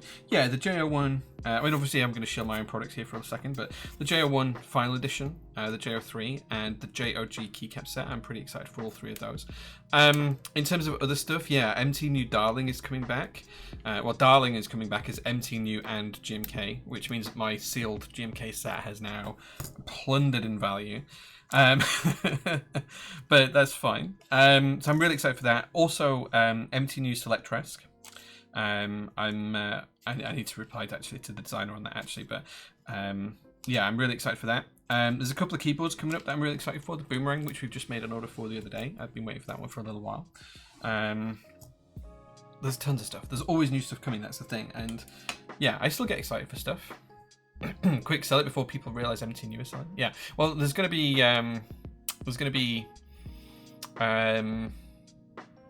MT New and the CYL version of it. So yeah, Midnight Rainbow. Yeah, Midnight Rainbow. So Midnight Rainbow is a difficult one. The quotes I got back from GMK were astronomical for Midnight Rainbow, and given it's all stock colors, I don't know why. So I need to go back to them and check on that because it was over €100 at wholesale price, which means the retail price would be stupid. So I need to go back to them and check and see what we can do about that. We'll figure something out. But it might be that I look at... I've been speaking with Key Creative a little bit as well because they're doing their new profiles and stuff, and there's some really good options there. So we might do it there as well. I don't know. We'll see. We'll figure something out. But yeah, it will come back, and I want to do it in stock, so... Okay, these switches are quite tight into the plate. Not so much into the PCB. So you only use 205 grade 0 for QMX and night stabilizers. I only use 205 grade 0 for most stabilizers. I know a lot of people use XHT-BDZ, and that's fine. I don't dislike it. I just find it a little bit overkill and expensive, and I already have a ton of 205 grade 0. So it's my personal lube of preference for stabilizers. I used to be a big dielectric grease fan, but I've moved away from that for maybe the past 6 or 7 years.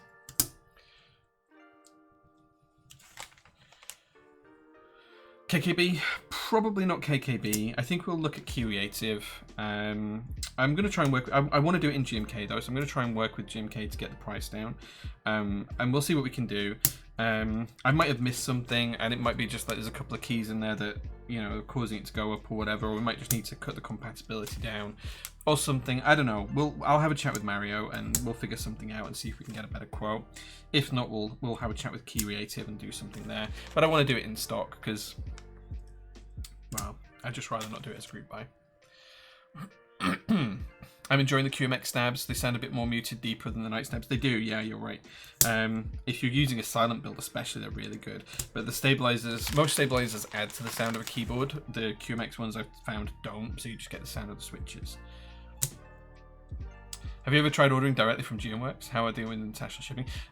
So from a vendor perspective, like I own Prototypist Keyboards. We are Geon's UK official supplier, so we stock a lot of their products, and we ship them from here in the UK out to other people in the UK, where our customers are, or the EU, or wherever they order them from. To be honest, we have quite a lot of international customers as well. But you can order from Geon Direct if you prefer to do that. But don't forget, wherever you are in the world, you may get import duties and fees, as GeonWorks are based in Asia. PBS Midnight Rainbow, maybe. I do like Penguin Belly Slide. It's a great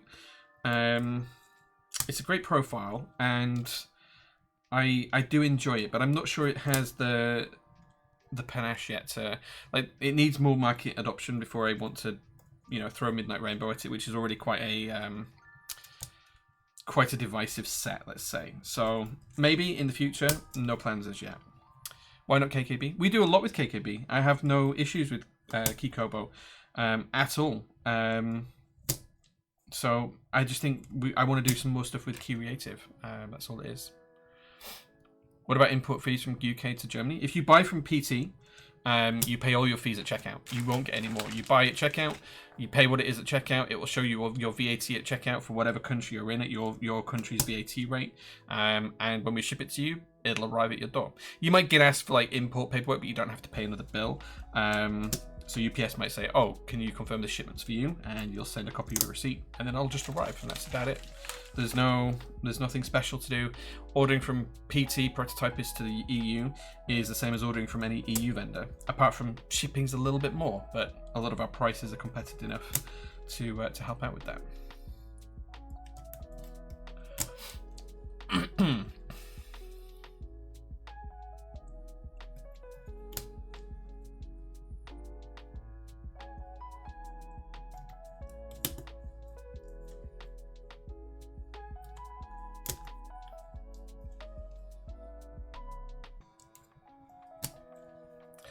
If you're ordering into the UK from GeonWorks, you'll get 20% import duties at customs, because they don't collect.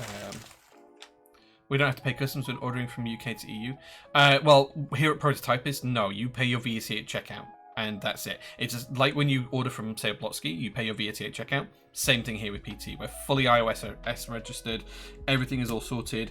You order from us, and it will arrive to you, and you've already paid your taxes at checkout, the same as you would do if you buy from any shop in the EU.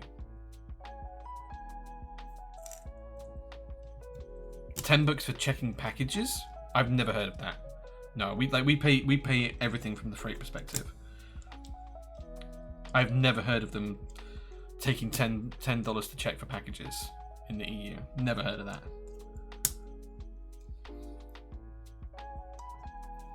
There's nothing to check because we do all the customs clearances in advance. Like, we have a whole process set up for it.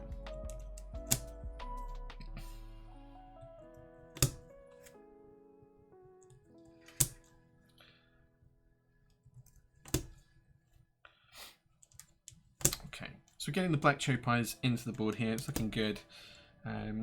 Spacing things out a little bit to make sure we got the plate and PCB assembly all nicely aligned. But it's looking pretty good. I have to do some soldering in a minute.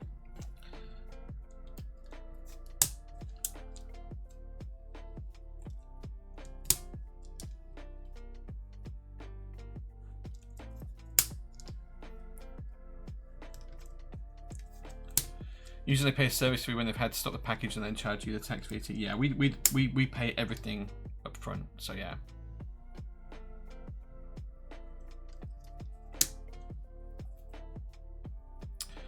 These are the Sarah keys, Beeson BCPs, yeah. These are the hand lubed version direct from Sarah keys. Are long pole stabs necessary for long pole switches? No, absolutely not. Like, will they help? Maybe. Are they required? Absolutely not. It says on our post website you have to pay custom charge, which is $6 to $12, and if you haven't paid taxes yet, you gotta. Dreamy Girl, I've never had anyone come to me from the EU, and we ship hundreds of packages there each week, and say, Jay, I got an import fee, and you told me we wouldn't. No one's ever come to me and said that. We've had maybe 5 customers that have had an issue out of thousands of packages to the EU since Brexit. And usually it's something like it's gone to a collection centre and they've not realised, or they haven't accepted the package and it's been returned or whatever. Because we have that with every country, right? Things just don't happen as they should sometimes. But no, we've never had anyone have any import duties since Brexit because we prepay everything. Yeah. And if there is an issue with any shipping, we'll fix it. Like, we can have issues shipping to the UK where it just doesn't arrive right or whatever. Like, that does happen when you're shipping thousands of packages. It happens. But we make sure we sort all that out for the customer. If it does happen. And it very rarely happens. Right, okay. So, we've got a 1.5 U key here. And then we want a 1 U key. And then a 1.5 U key. I think that's how they're going to go.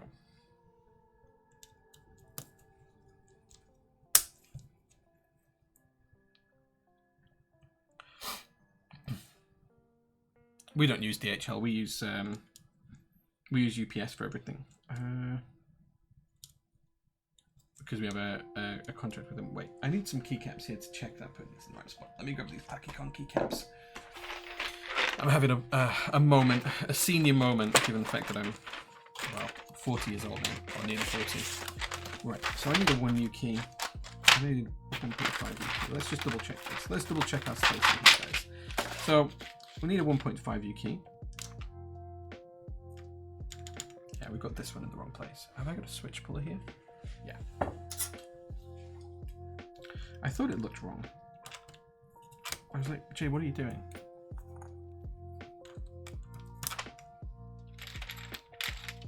We've got a 1 U key. Yeah, good. And then we've got a 1.5 U key. Perfect. And then we need a 1.5 U key at the other side.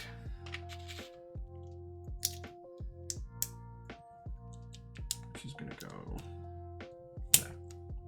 Cool.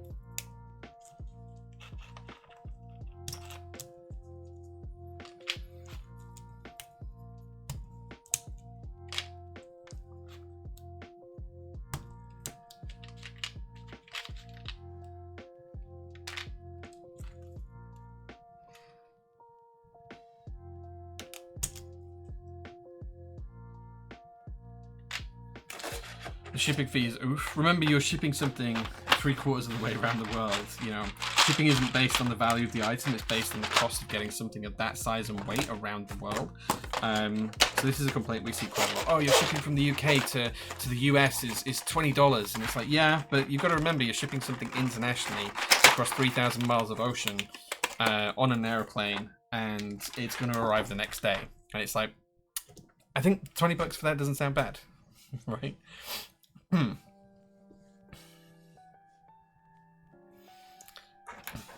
So you have to take shipping costs into consideration with what you're actually doing. It's not based on the value of the product. Remember that. Value of the product is irrelevant pretty much, apart from an insurance perspective, when it comes to the cost of shipping. So yeah, like shipping something international is not cheap. Like to ship a G&K keyset from most vendors in the US to the UK is $100, give or take. Like some can be lower, but I've seen $100 before. Most hover around the $50 mark, I think, but I've seen over $100. If we ship something from South Korea to the UK, $50. It's crazy. Yet to ship from here to them, $25. It's crazy. Northern Ireland is a difficult one. Yeah, Northern Ireland's a difficult one. Yeah, we've got some 2x2 relegendables in stock if you're interested in those. Right, time to get some soldering done.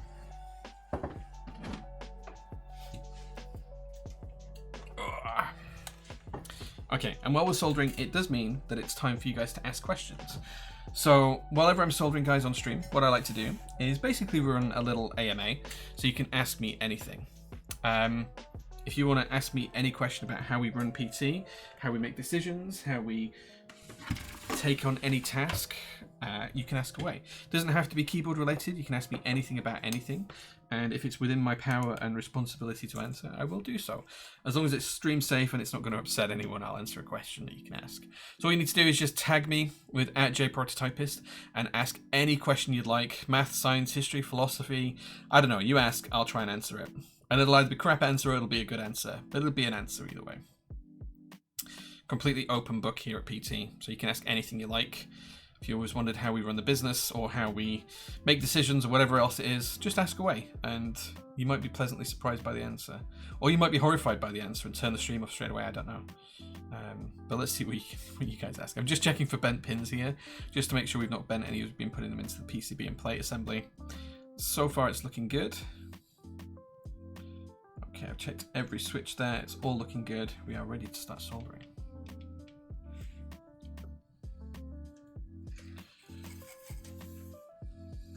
Give you guys a second to get some questions in. A JMA, so maybe a JAMA. Yeah. Feel free to ask away. I'm just going to solder a couple of points in the center, and then one in each corner, and then I'll start seeing what guided questions you guys have been asking.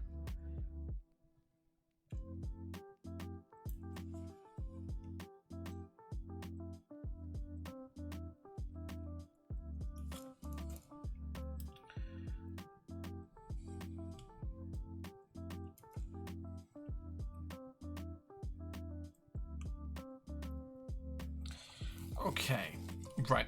The first question comes from Idiom Dididium, which is a great username. It says, how many moons does Mars have? Do you know what? I don't know. Is it 3? I think it's 3. Mars moons. This is where I'm going to be shocked by the answer. Oh, there's 2. I thought there was 3. I knew it was Phobos and Demios. Right, okay, interesting. I thought it was 3, so I was wrong. There you go. First question, and I was wrong.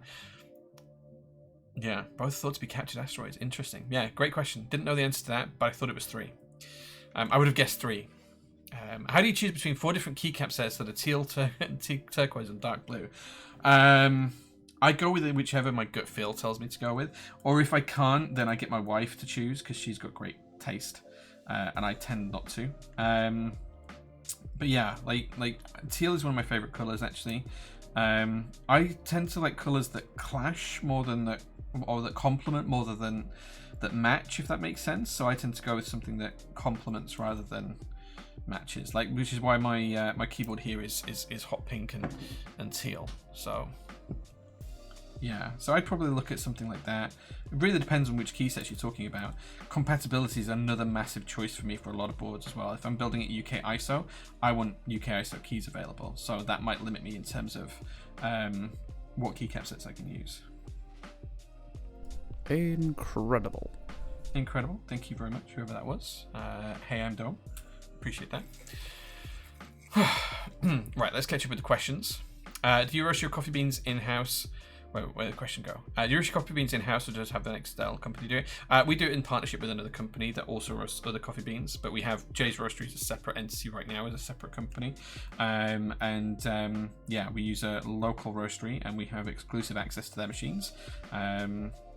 So yeah, so we do that every day. We're roasting beans. Our coffee beans are in stock and available at a number of coffee shops locally.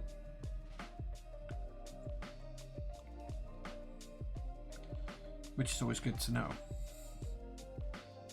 Means I can get a cup of my own coffee at quite a few places locally if I want to. What do I think about Taylor Swift? Not for me. Like, I don't really know much about her as a person. I know she's obviously famous for her music and stuff. And music's not really my kind of thing. I tend to be more into rock and alt rock and punk and stuff like that. Also a bit of UK grime and stuff like that. But yeah, I think she's fine. I think she's more famous these days for the decisions that she makes than the music she makes. So I'm not sure if that's a good thing or a bad thing. I don't know. She's an interesting character for sure, and she's someone that's going to be around for a very long time, I think. But yeah, I don't really have any particular opinion on her. Aside from meetups, what do you all get to use the truck for? The PT truck, all sorts of stuff. Deliveries, shipping stuff, dropping stuff off, going for meetings, going for dinner, going for lunch. The company vehicle is used for all the company kind of trips, or most of them. We didn't use it for the overseas trip because I didn't want to have like stock in the bed when we were going on a ferry and stuff like that, so we used my car. But yeah, we use it for all sorts of stuff. Furniture movals, like you wouldn't believe sometimes the amount of stuff that we have to move for PT, like because we get some big deliveries and stuff. We've used it to transport coffee in the past and machinery, all sorts of stuff. It helped my brother move house. It helped Mel help a friend move house, I think. She's moved stuff around for her sister. You know, we use it for all sorts of stuff. Company related, and of course we have the benefit of being able to use it outside of work if we need to as well. Have you seen Better Call Saul? If so, thoughts? I've only seen the first season. I didn't gel as much with Better Call Saul as I did with oh god, what's the name of it? Breaking Bad. I didn't think it was bad. I don't know, like I just never quite got the bug for it as the same. I thought the first season was fine. If I remember rightly, his brother was struggling with being able to go outside or something. He was agoraphobic or something like that, I think, maybe, or allergic to technology or something. And it seemed fine, but it's a long time since I've watched it now, so I think it was okay. Breaking Bad was definitely more up my street, though. I think I've thoroughly enjoyed Breaking Bad. Do you have a recommendation for a nice set of screwdrivers? Yeah, the Weeha Pico Finish. This is what I use for all my tools. I've got a full set of them here. This is what I would recommend. They are incredibly good quality. And the thing with tools is you tend to buy, if you buy good, you buy once. If you buy poor, you buy twice or more. Now that's not necessarily a bad thing to buy a poor tool sometimes if you're going to use it, or if you're just going to use it once. That's not a bad choice to save some money. But if you're going to use a tool industrially or whatever else, you need to make sure you get the best tool that you can for the job. You know, people say man is maketh man, while tools maketh products. And good tools are worth the investment often. So yeah, so Weeha would be always my personal choice for electronic style screwdrivers. No fume extractor? No, like I do a lot of soldering. Like the only fumes that you're really getting are the roasting core, and whilst that's not great for you, you're never melting. I use leaded solder, but you're never melting the lead to the point where you're ingesting the fumes. So yeah, I don't see the need for a fume extractor when I'm just doing one stream here. If I'm building like 10 keyboards on the trot, then I will do, but I don't need to. You like collecting things. What's your biggest did not purchase regret?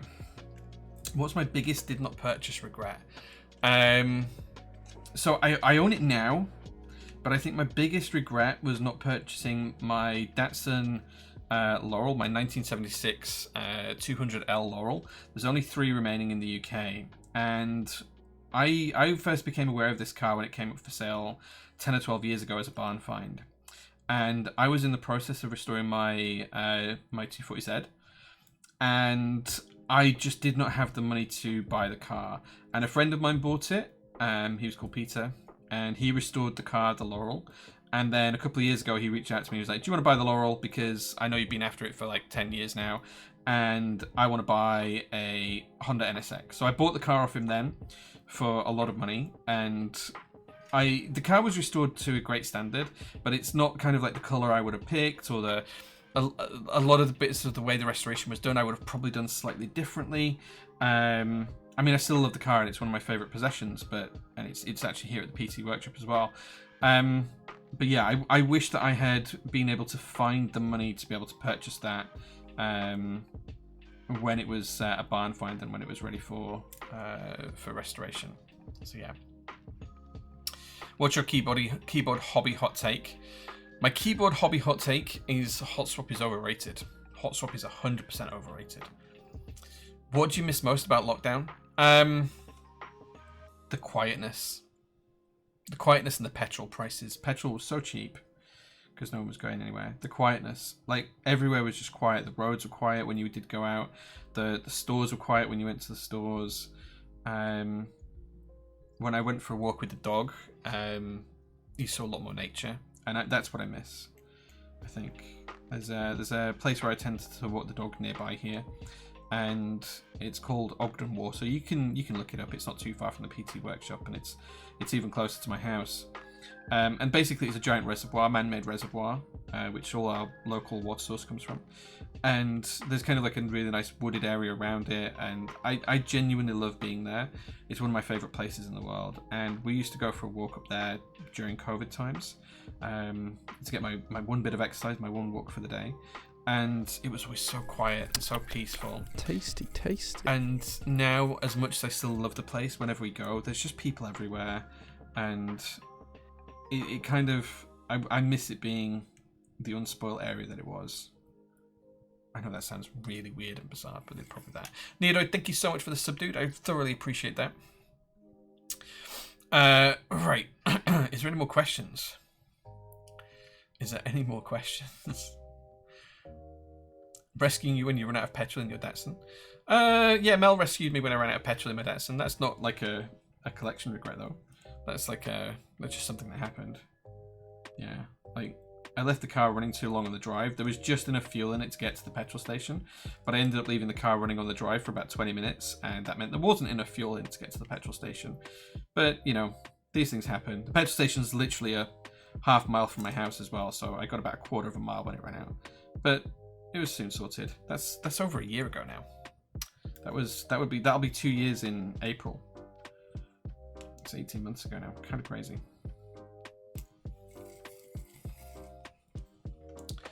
How come you never opened your GMK Darling before? Are you excited about actual colourful MT new sets? I don't know. Like, it's just been... I just never opened it. I don't know. Like, I've got a few sets. I've probably got maybe 25, 30 key sets I've never opened. And you can see I have a large collection behind me. Just never opened it. Don't know. I'm excited for colourful MT new sets. There's a lot of MT new sets in the works, some of which we're going to be involved with, some of which I can't talk about at the minute, but there's a lot coming that, you know, we can talk about. So Skywriter, we're going to work on that. There's others as well. Modo Light have just finished. Yeah, MT New's great. It's really nice to type on. Dolce is one of my favourites so far. We've got a ton of that in stock because I like it so much. Woman who made a career singing about her bad choices endorses Kamala was the funniest headline I read about Taylor Swift. Yeah. Better Call Saul is better than Breaking Bad. Can just take a moment to get into. Maybe. Which TKL should I try except Neo 80, Cycle 8 and TB8? Well, the Neo 80 and Cycle 8 are both in stock and really good keyboards. Well, Cycle 8 will be in stock in the new year, but yeah. Laurel is the copper one. Copper? I don't have a copper car. Like, I don't have a car made of copper. Laurel is the car down there. Bitcoin in 2006. I had a lot of Bitcoin. I had a lot of Bitcoin for a while. What's the grandma story? Someone actually asked. Okay, I'll tell you the grandma story. So, this is over 20 years ago now. But back in, it'll be in 2001 or 2002, I think. And let's pause this for a minute. Let me look into. I was looking for soldering, but let me do it this way. It's back in 2001, 2002. I was in college. I was studying for my A levels here in the UK, and I was dating a girl called Esme. She was a lovely girl. I haven't spoken to her for 20 years. We had a bit of a bad breakup a couple of years later than this, but yeah, she lived in a place called Gledhow, which is in Leeds. Near Roundhay, if you know it. You probably don't, but you can Google Gledhow Valley Road, and that kind of gives you an idea of where she was. And Incredible. She lived there with her mum, because obviously we were all quite young at the time. And I was there while her mum was on holiday, and I was spending the week or weekend with her. Maybe I can't remember the details. And we were watching some TV and fooling around as you do when you're young. And we got a knock on the door, and it was a little old lady. And she was, I can't remember her name, but she was like, she lived like 10 doors up the hill or something like that. And she was a lovely, sweet old lady, but she was very slow moving, and she had a little frame to walk with and stuff like that. But she liked to be independent, and we saw her quite often, like, out and about. And she comes up and she knocks on the door, and she's like, "I'm really sorry to ask, but can I just borrow your toilet for 2 minutes?" She's like, "I live all the way at the top of the hill. I'm not going to get there for another 20 minutes, so I really need to use the toilet." And we were like, "Fine, of course you can. It's not a problem. It's not a problem at all. You can use the toilet." Anyway, the old lady was up there for 10, 20 minutes, whatever. And when she comes down, she tried to press £10 into Esme's hand, like $10 bill, like £10 note. Tried to press it into Esme's hand, and she was like, "No, you don't need to pay me money. It's fine. It's the toilet, whatever." Anyway, after a few minutes, the little old lady went on away, and she carried on up the hill. And she must have got home and whatever else. And we would just carried on watching TV and everything else, and everything was fine for a couple of hours. Until our noses started to burn. And we wondered what this smell was, this weird smell. Never smelled anything like it. It smelled like... What did it smell like? It smelled like if a small rodent had crawled up the tailpipe of a car and perhaps died from the heat, and then someone had run that car for 20 minutes and then scraped everything out of the exhaust pipe and put it on a plate and told you to eat it. And you'd eaten it, you'd been sick, and that was the smell, pretty much. So of course we go to investigate, and we'd forgotten that the old lady had even been. Like, it was such a non-issue, it was such a small thing, we'd forgot that she'd been. And we went upstairs and we went in the bedroom and we couldn't find anything, and we went outside and we looked in the drain and we couldn't find anything. And eventually one of us looked in the bathroom, and that's where we found something. And have you ever seen the front of a building where it's been rendered and then they've pushed stones into it and it's all pebble dashed? Well, that's what the toilet looked like. It looked like this poor old lady had had a very upset stomach, and the whole of the toilet bowl was kind of like peppered all around with what looked like pebble dash. Only it wasn't just in the toilet, it was kind of like on the seat as well. And like when you lift up the lid and the lid's resting against the back of the cistern, it was kind of like all up the lid as well. And then it was kind of like, as you went onto the wall behind the cistern, it was kind of on the wall. And it was so far on the wall that it actually went all the way up to the top, and it was on the ceiling. And it was all on the floor around in a ring. And it like you open the door and it just smelled like death. It smelled like 10 people had crawled in there and died. And this little old lady had actually sprayed poop all up the wall, all onto the ceiling. Don't know how she managed that. I've never seen anything like this. Like, it was absolutely obscene, and it was just this stain all along the ceiling, like maybe a foot from the wall out across the ceiling, all down the back of the wall. And it was spread maybe 4 or 5 feet wide, like the speckles 4 or 5 feet wide, but the main kind of shaft of the poop was like in a straight line. And then it was all over the back of the toilet, all over the back seat of the toilet. It was all on the actual seat of the toilet. It was all in the bowl, and there was a load on the floor around. And it took hours of cleaning. Now, Esme and I weren't together for very long overall. I think maybe a year, maybe 18 months, something like that. I can't really remember now. That is the thing that I remember most about that relationship. This poor old lady that just had to go. And now we know why she tried to give my girlfriend at the time £10, because it was just horrific. To this day, I have never seen anything like it. I have seen, the bathroom after I've been poorly or whatever else. I've never seen anything like this. It was like someone had been on a Ozempic 10 times over and then gone to the bathroom. And it was horrendous. It was just everywhere. And it was so difficult to clean up because you just retched and you felt ill from just cleaning it up. It was so difficult. So difficult. Yeah. She really needed to go. Yeah, like, dude, like it's the worst memory I have of college. Like, it was everywhere. It was all up the wall, onto the ceiling. And like I say, it was onto the ceiling. Like the room from memory kind of like had a like a corner. Like, it wasn't like a 90 degree. It was kind of like a 45-degree angle. So you kind of like the wall came up, and then it was like a 45-degree angle, and then the roof, and it was kind of like around that curve effectively. Think like the chamfer was around that. It was kind of crazy. Should have taken the 10 out. Yeah, absolutely should have done. Yeah, absolutely.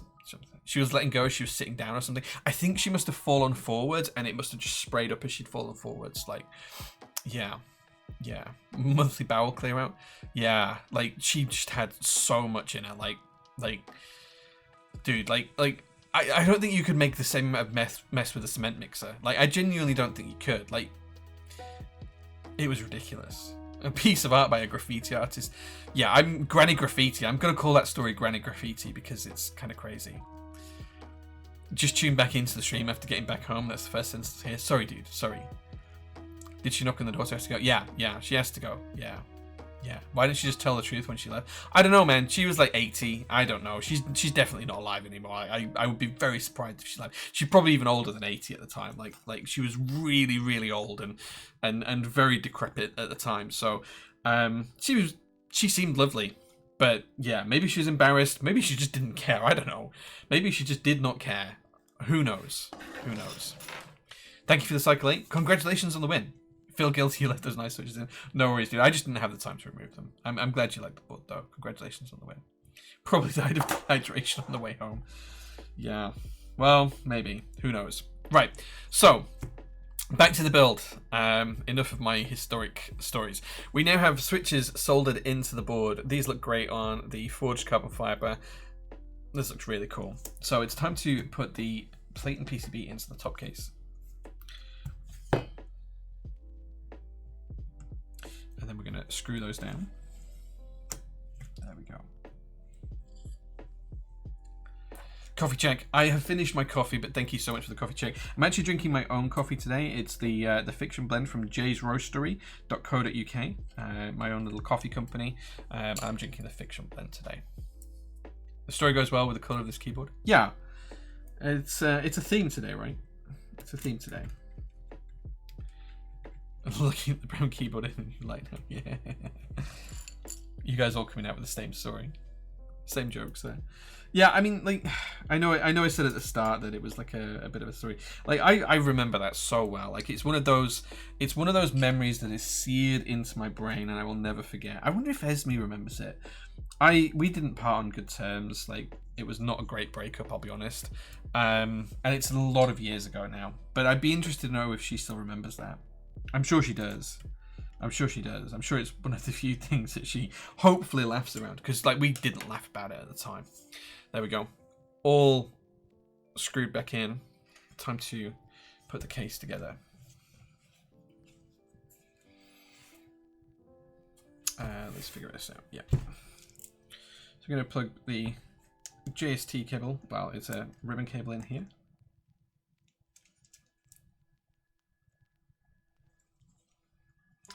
Now, those of you who watch the stream on a regular basis will know that I sometimes struggle with ribbon cables. Hopefully not today. There we go. Nice and simple. And we're just going to drop the top case back down. Yeah, almost J-OG time. It is, yeah. So forged carbon fiber does sound different to the usual weave, yes. So easy peasy ribbon cable. I have the big light on today. Like, that's why you can see me a little bit better. I have the big light on today, so it's a little bit easier for me to see. The main reason why I struggle with ribbon cables is because I can't see what I'm doing when I only have the two stream lights on, because it's like dark in the room, and those stream lights are super bright. So yeah, we'll pair with Red Alert, the linen colorway. Nice, yeah, that'd be a good choice.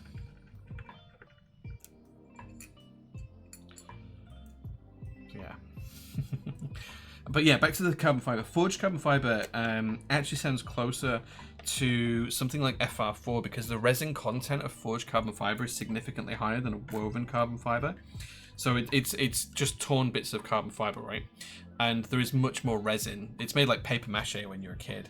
There's much more resin that goes into forged carbon fiber than there is into woven carbon fiber, so it does have a sound profile difference. Yeah.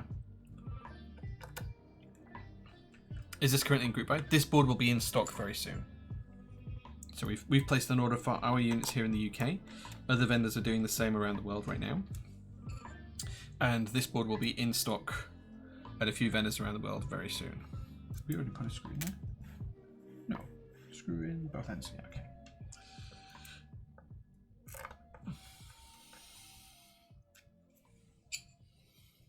Yeah, so no no group buy. This will be in stock and available soon.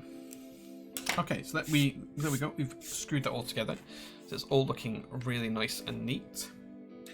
Next job, let's see if we can get this working. Let's grab switch hitter up, and then we'll plug the board in. You guys should be able to see switch hitter. Let me grab a cable. This is where we find that my soldering is terrible and it doesn't work. Well, that's good news. We get the sound, the bing.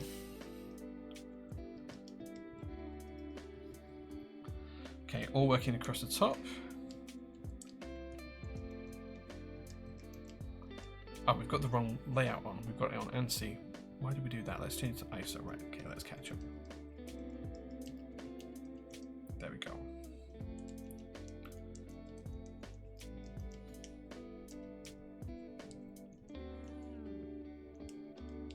Okay.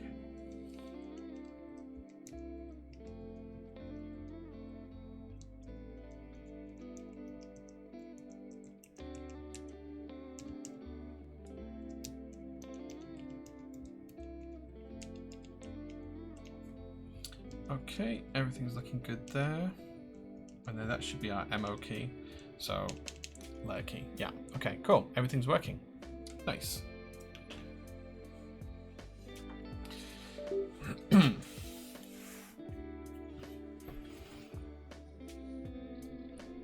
Just straight to stock rather than the pre-order? Yeah, absolutely. Right, okay, it's time to put a keyset on here and then we can see what the board sounds like.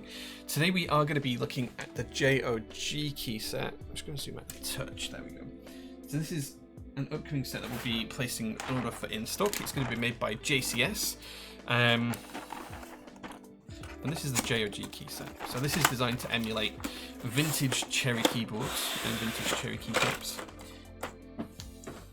UK ISO layout, but of course it will have ANSI and other layouts available as well. Now I have written some notes on the box here as well because there's some keys that this is a prototype set, but as you can see it's come out super clean. Oh, let's take the top case off. You'll see some notes drawn on these, like stuff that we need or don't need or whatever. But these have come out super clean. Look at that dice up quality. I'm pretty happy with these.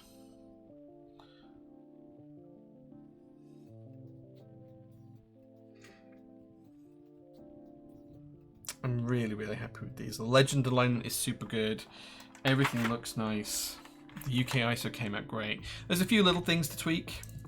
So for example, we got 2 1 keys and we don't need 2 1 keys. We just need the UK ISO keys. So that's one thing that we need to look at, which is the 2 and the 3. Oh, there is a mark on that keycap actually. We need to fix that.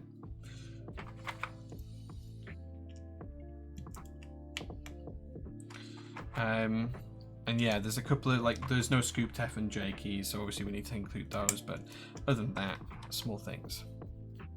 Look at that win key. Yeah, I went for the Windows style win key, just because it's my favorite legend. And these came out super crisp and clean. Look at that.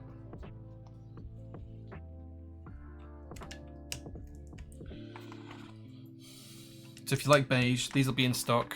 I haven't contacted worldwide vendors yet, but we'll be stocking plenty here in the UK. The aim is to have it around £45 in stock and available next day shipping, of course, as well. So yeah, that's the plan. That's what we're working on. In-stock order should be noticed tomorrow. Yeah, they do have, so quite often on the JCS keycaps, you can see that what they don't do is a cleaning pass. You can see just here in the corners, there's like little tiny marks of black, but they come straight off. He says, can't get that one off, but yeah, they come straight off. It's just tiny little marks of the screen print that they use, but they do come straight off. So they're not something to worry about, and it's not something I've kind of been judging them on from a perspective. But yeah, £45. Yeah, so basically £50 shipped in the UK. It's really good. Yeah, that's kind of like my aim. That's where we want to get them for. And I'm really happy with how these came out. The dice is crisp, it's neat, it's even. Could we have got better quality dice up? Yeah, sure, but it'd be 90 quid, not 45 quid. So it would have been double the price to get even better quality. So yeah, so I'm pretty happy with these. if Tasty, tasty. international vendors are excited about them, we can arrange it. So it's got a full UK ISO layout, it's got ANSI as well, and I'll have some details of the base kit in the next couple of weeks. Some nice renders, and everything else will be pictures because we have the prototype set right here. The lower quality adds to the vintage effect. I mean, these are really actually good quality. They're not low quality at all, right? When I said that, I didn't mean it as in they're low quality. I more meant that, you know, you can get better quality, but for the price, these are absolutely amazing. There are $90 keycaps on the market that are not as good as these. So, yeah. You pay $45 just for the Windows keys? Yeah, I really wanted these Windows keys to be part of the set, so that's what we went for. Mr. Blackbrook, thank you so much for the tier 1 sub. Sorry I'm late, I was caring for a doddery lady. Oh, I hope that's your missus and she's okay.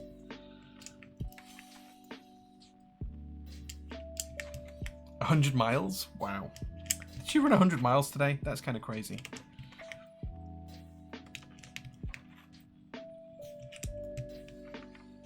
We need the step caps, so yeah.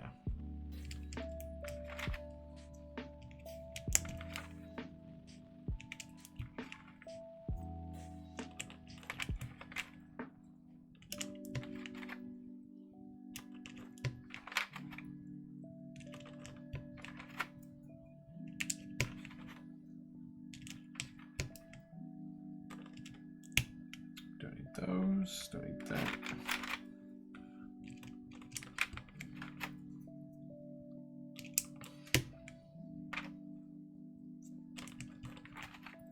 Zusko, hey man, good to see you. Today we're building the PT-175 from TKD. Holy Island at 8:30 yesterday and ran to Hexham 103 miles non-stop. I don't know how anyone could even do that. Like, that just sounds insanely ridiculous to me. Well done her, well done her. I haven't really thought about what keys I want to be here. So yeah, so I haven't thought about that, but oh well. Let's get the rest of the keys on first and we can figure it out. The other thing as well that we also have with the J-OG set is we will have split spacebar support as well. So there you go. That's all going to be included in the base kit. This base kit is basically everything you see here with a few tweaks. So Alice B and all of that kind of stuff as well.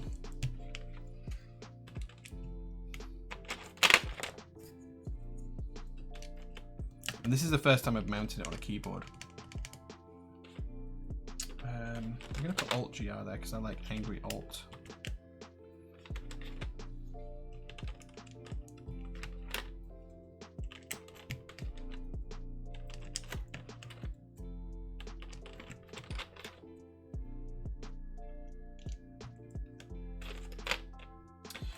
Right. One of the few changes I do need to make to this is that the a little bit of plastic on this. The stepped caps lock needs to say the words caps lock on it rather than be the icon. It needs to be the text modifier. So that's one thing that I do need to change.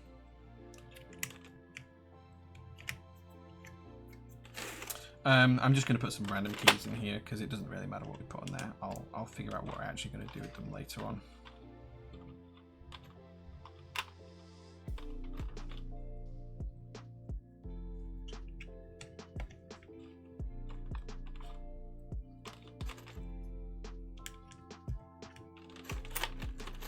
There we go. So that's the J-OG Keycap set. You can see here I've said that the caps lock needs to be text, and there's two keys that we didn't need, but I've moved them all around now, so I don't know what it was related to, but I'll figure that out. Cool. So there we go. So J-OG Keycap set coming in stock soon. So this is the PT-175 with the J-OG Keycap set. Look how good that looks. The brown and beige, the acorn and beige is so cool. And then you've got the big slab of brass on the rear. And this cool patinaed daughterboard slot as well. Excuse the fingerprints. Looks so good. Good choice of mod styles. Yeah. Well, that as I say will be a bit of plastic on this as well.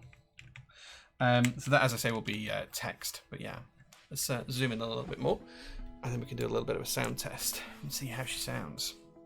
Just going to pause the music, guys. Let's see how she sounds.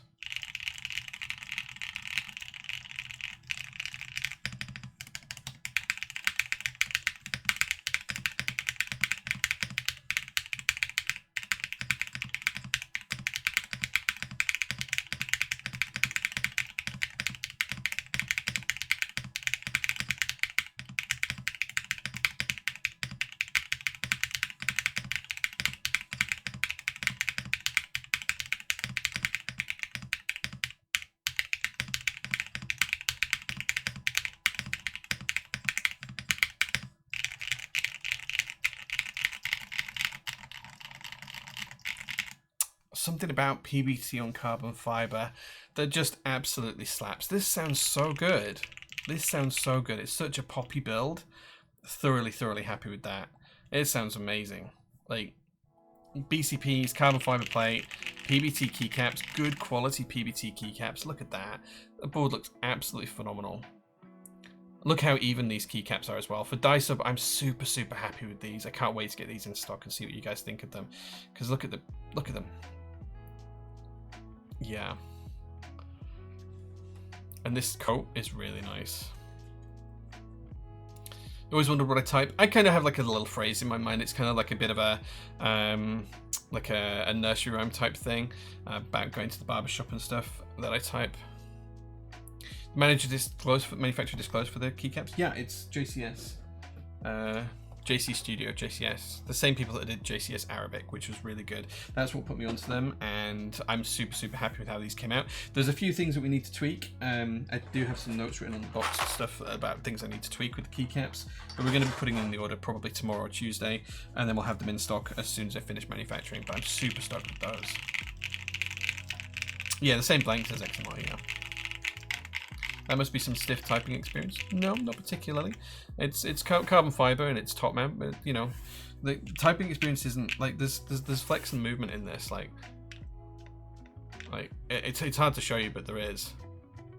Like, let's see if you can see that. Like there is flex and movement.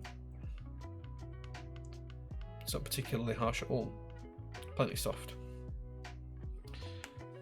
I don't really have the time to do GMK as well today, unfortunately, because it's like 20 past 10 here, and I do have to be home soon and up for work in the morning. Like I don't stream from home, I stream from the workshop, so I still have to drive home. But we can probably look at a GMK set on this board next week. We can probably start off the stream with that if you're interested. But this board's going to be in stock very soon. Just need to get these feet back in. What's the thickness of the keycaps? They're pretty thick. I don't have a specific number for you, but they're pretty thick. Thick as OG keycaps.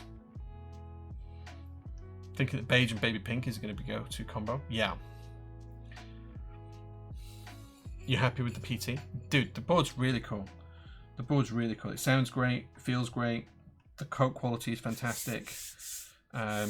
Super happy with it. I love this. I love this finish here. That finish there, super nice. Yeah, I'm super stoked with this. It's great. Like, I'm confident that these boards are going to sell and people are going to be super happy with them. If you want to see the thickness of the J-OG keycaps, I'll show you them. Here's a 1U R3 keycap, super thick, super nice.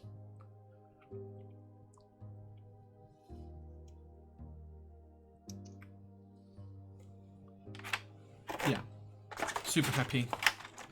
Keycaps look great, board sounds great, board looks great. I think this might go on my desk for a week or so. Yeah, super happy with the sound as well. It sounds good. I built with carbon fiber black tray pies last weekend and immediately learned the board someone from work. Hopefully we'll put in an order for his own and I can get it back soon. Nice, dude. Nice. Yeah, that'd be really cool. Okay, right. So, to recap, we built the PT-175 from TKD with the J-OG keycaps, and it looks and sounds fantastic. I'm super stoked by this. Like, this is going to become my daily build for a little while, I think. It's not a stiff typing experience. There is some flex to it, and that's because of where the mount points are, and also because of the way the plate's been designed. So there is some movement to it. Not a ton, but it's not harsh at all, like someone suggested it might be. So yeah, super happy.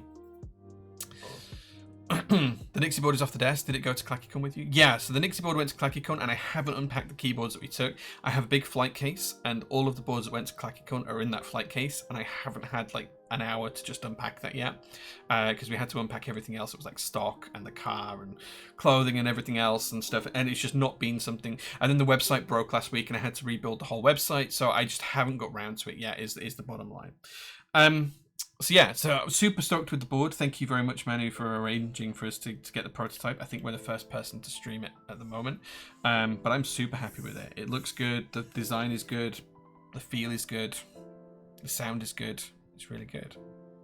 That's what I have to say. Right, okay, so just jump back over to here. The other thing I wanted to have a look at was a really quick flick through and see what's happening on Geekhack and see if there's anything worth talking about.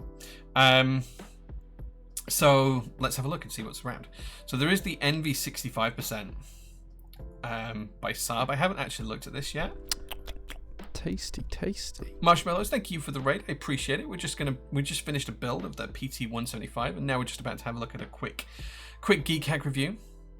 I'm Saab from the UK. Previously designed the Pluto and the Hero 70. This is Envy, an elegant 65% keyboard with budget pricing in mind. Interesting. That's a pretty looking keyboard. That's Moto Light, but it's not GMK, I don't think. I think that's the is it OMW that they call it, I think. Board looks good. Oh, I like the rear. That looks nice.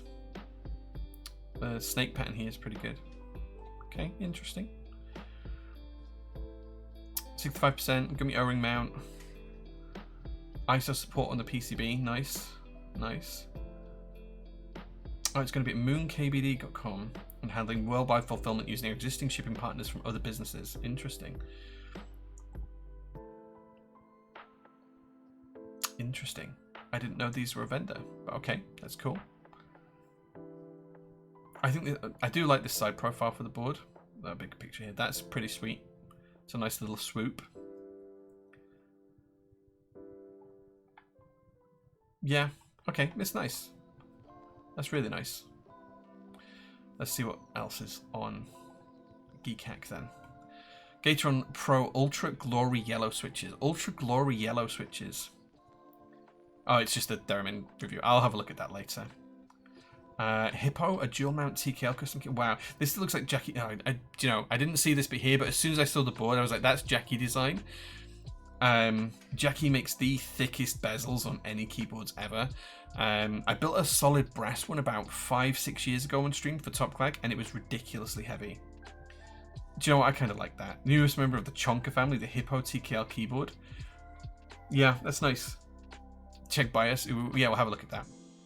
Is that a new office? Good filth, if so. The office behind me? No, we've been here for 2 years now. 2 years. You're a fan of a good rear? I am. 100%. Yeah. As Pete and Baz said, the thicker the back, the thicker the crack, the more the chance the bird's up in me contacts. There's a great lyric from Pete and Baz. So yeah, this looks good. I like the look of this. I don't know if I'd buy it personally, but I think the design looks good. It's very, very similar to the one that I built previously, which I can't remember what it was called. Was it called the Whale or something like that? I can't remember. They did another one years ago that was stupid thick like this, and I built it for someone on off Top Clack, and it was solid brass and it was ridiculously heavy. I like that they've used beige for the renders. No ISO support. That instantly puts me off. No ISO support, but yeah, I think it's cool. 120 units. Interesting.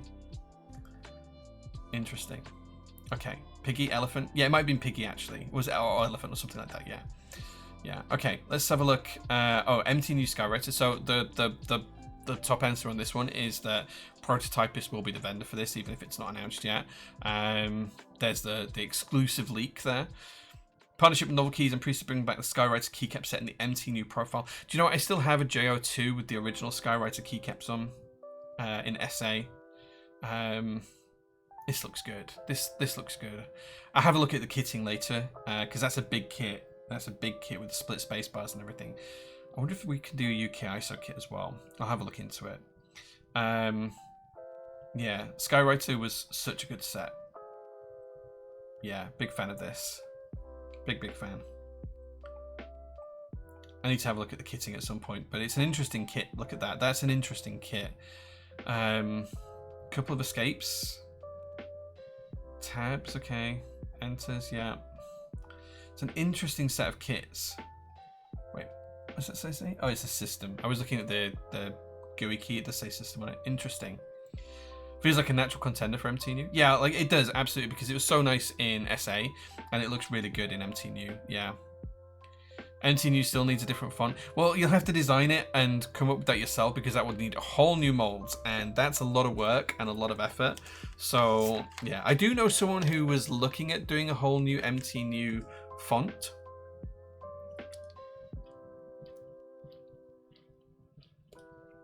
So we'll see.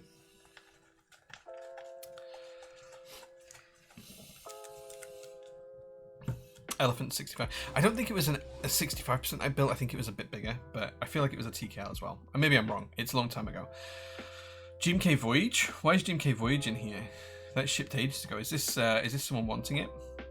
Oh, R2 request. Okay, right, fine. Yeah, okay. We'll see if that comes back. KKB Ohm. Oh yeah. So Junior Mars is a great designer. Let's have a look at this. Triple shot. Okay, so it's going to be electric themed, going by the name Ohm and the colors here. Triple shot Space Cadet Sub-Legends base kit, Ohm novelty, and semi-transparent. I might have already seen this actually, because it is quite an old one. Yeah, this looks good. This is a really good looking set. Yeah, I really like this. Triple shot, yeah. Look good in GMK. I do like the Amiga Ohm logo here. That's nice. Incredible. Thank you so much for the follow, Mr. Pandy TW. Looks good. Semi-transparent, yeah, I like it. Needs a UK ISO kit. There it is. Yeah.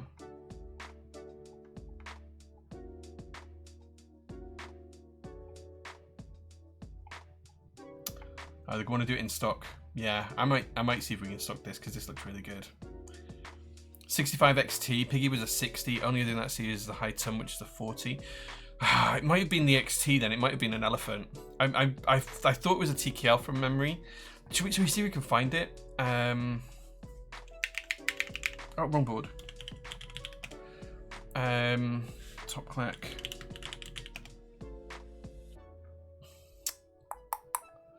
Let's have a look. Let's see if we can. Oh wait, let's go to channel. Do it that way. God, these are so old. When was the last time I streamed on Top Clack? There, 3 years ago. Wow, kind of crazy. Oh no, here we're still 3 years ago. We didn't do much, but there's an awesome poster. That was when the poster, the Keep 10 poster that's on my wall came out. Let's see if we can find this board. Maybe it wasn't even on Top Clack. You know, it might have even been before Top Clack.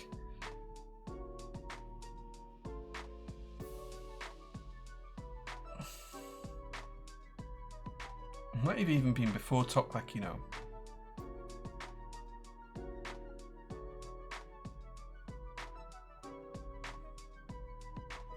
Let's see if Elephant comes up with anything.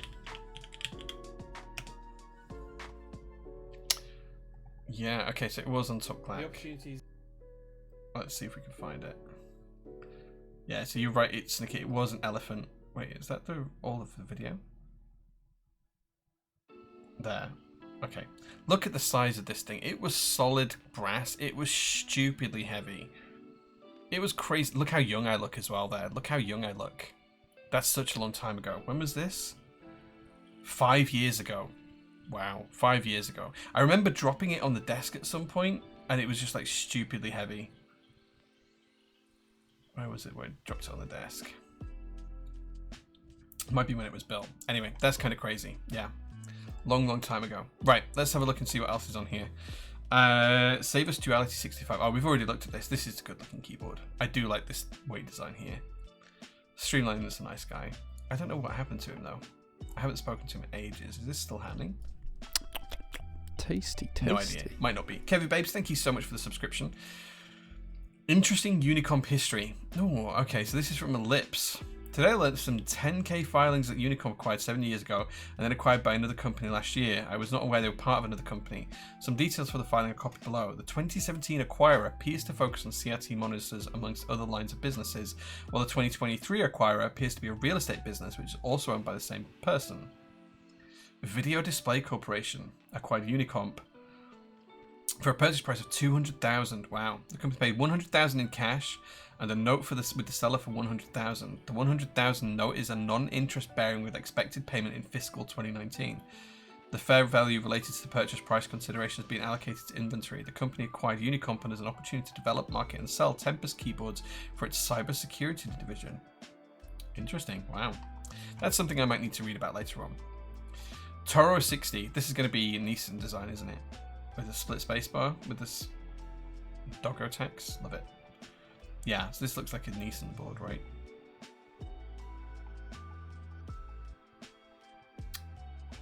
I do love this weight. That's super cute. Like, that is so cute. I kind of need one of these. Yeah, I like this. Big fan of that. That's cool. What else have we got? KKB Triumph Adler returning classic. So I spoke to Paul about this a while ago. If you don't know Paul, Paul and James, well, Paul runs Sandkeys ME. He's a nice guy. Also called Bowl. This is a cool set. The TA sets have always been a favorite of mine. I've got pretty much every version, including the original OG boards that these were designed around. I didn't know this had stopped. Like, we'd agreed to be the UK vendor for this. I didn't know if this had stopped or if it was actually happening.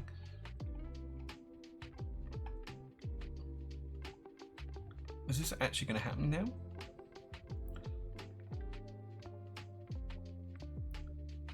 July. Okay, someone just asking about it. I don't know if that's stopped or if it's actually going to happen.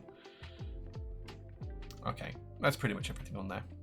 Let's catch up with chat and see what you guys are talking about. What happened to that keyboard? Which keyboard, Rue? Which keyboard?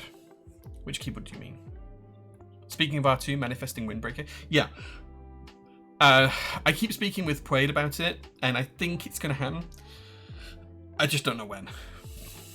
I just don't know when. It's kind of similar to the Cthulhu set, yeah. KKB Triple Shot, can we really believe? It's going to be in stock, so yeah, I'm going to reach out to them and see if we can offer it for the UK, as long as there's no one else attached to it, of course. So yeah. Reggie's here as well, or Reggie. Hey man, good to see you. That's the name I haven't heard in a long time. Top Clack? Yeah, it's old. I assume it still weighs less than the Simo. Yeah, it still weighs less than the Simo. Yeah. 18 months, Kevy Babes. That's crazy. Thank you so much for that, dude. Why does no one do full brass anymore? Because no one buys it. That's the main thing. People in the hobby these days want a keyboard for, you know, $200 or less, really. They don't want to spend $650 on a brass weight that is ridiculously heavy. Like, my Simo is up for sale at half the price I paid for it. I paid $2,500 for it, and it weighs probably close to 10 kilos. And it breaks the scales. Every set of scales I put it on, it breaks. Like, they just can't recognize the weight. And it's made from ALBC3, which is an aluminium bronze casting. And it's up for like half what I paid for it, and no one's made an offer on it, so yeah. Listen, do some nice stuff. Yeah, love the exploded bars. Me too. TA Neo is pretty nice. Probably my first Kirk KB purchase. Yeah, TA, any TA set is good though. The JO is looking very yummy in the back. Yeah, thank you, dude. Also, thanks for the advice on the job stuff prior. Got the job. Congrats, dude. Congratulations. I'm really proud of you, dude. Well done. Triumph Adler Neo is happening, I think. Last update was Ball was sick for a while, but James is handling the color matching. Yeah, I sent them some keycaps, I think, for color matching. Or I showed them one of the keyboards, the OG keyboards. So, yeah, we'll see. I would love the Simo, but I didn't be insulting you with the price I could pay. I think, like, let me have a look. So, if you're interested, guys, I do have some of my personal collection for sale. I'm not trying to shill on stream or anything. Let me grab Discord, because that's where the link is. If you want to join the Discord, you can see it in there. There's like a channel, Jay's personal stuff for sale. Let me open up the sheet and share that with you guys so you can see. This is the sheet here. So what do we have? We have an Isla V4 prototype. I'm trying to use the wrong keyboard here. A Sirius, Dollinger, a Physics from LZ, an Oceanographer prototype, an IDB 60, crazy stupid edition, a Noxtree 268 AG, a Numa from Steph, the prototype though, which is stupidly heavy. That's made from stainless steel. It's ridiculously heavy. An Exent, A Canoe Gen 2, a TX60, an Angel. Where is it? A Heavy Metal 65, a Brutal 60, an N67, an EM8, another Isla V4 prototype, a TCV3, TCV3, that's a cool keyboard. Some of this is sold. A Volcano 660 with a working PCB now. A Tinned, Sagittarius, a UK78. Do you know the UK78 from Rosakin was one of the first keyboards I had to solder components on? Crazy. A Canoe Gen 1, a Montage. That Lin Montage is in Peacock Blue. Beautiful blue. If you've ever wanted a blue keyboard, that's the one to get. Cable Defense Mountain, Tokyo Keyboard Alex, Matrix AXB 2.0 Add CP Xmas Edition, a Honeyboard 60, a Royal 66, a Palmetto 60, a Clarabelle, an IM Basic Plus, an Able Plus version Dark, both from Matrix Labs, a Lin Whale, a 45 ATS, here's the CMO, CMO by Com, ALB C3, Aluminium Bronze Casting, yeah, I got it for £1,180, which is like half of what I paid for it. It was $2,500 when I paid for it, which is kind of crazy. So, yeah. If anyone's interested, there is the build stream here. Let's visit this. This is the build stream from when we built it. Where's the board? There it is. Look, this is the aluminium bronze casting. It is stupidly heavy. Oh, look, here I am. I'm weighing it. Just the top case and the plate, which is the thinnest part, was 1.4 kilos. That's kind of crazy. Did we weigh the other part? Oh yeah, and the weight is 4 kilos. This is just the weight. That's 4.1 kilos on its own, 4.2 kilos on its own. Just that weight alone is 4 kilos. Did we weigh the top part, the bottom part of the case? Come on, load.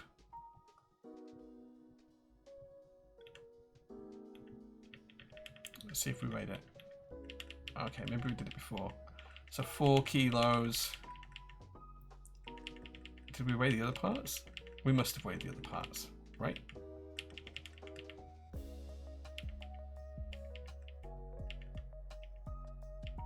Yeah, 2 kilos there on the top. And 5 kilos. It's like over 10 kilos. That's crazy. That's crazy. It's so bright. Yeah. Yeah, I mean, it's patinaed nicely now, so it's not quite as bright as it was. But yeah. Also use your advice in my own successful job hunt. Awesome, dude. I'm so glad that you guys are finding jobs. Well done. Congratulations, guys. Congratulations. Right, okay, so we've done a mini Geekhack review. We've looked at the this amazing brown keyboard, which looks fantastic, with the J-OG Keycap set on, which has come out great. This board sounds good. We've done the build. It's time for me to go home and get some sleep now, because I've got like a 10-minute drive and to get home. So that's it for the stream. Don't forget, until 11 PM, so that's for another 20 minutes, 22 minutes, you can get 3 for 2 on any in-stock keycap set using the code 3 for 2. Stream Keyset 3 for 2. That will get you 3 for 2 on any in-stock keycap sets. You can use trial kits, full sets, whatever you want. Only 5 people have used it so far. I get it's a lot of money to spend though.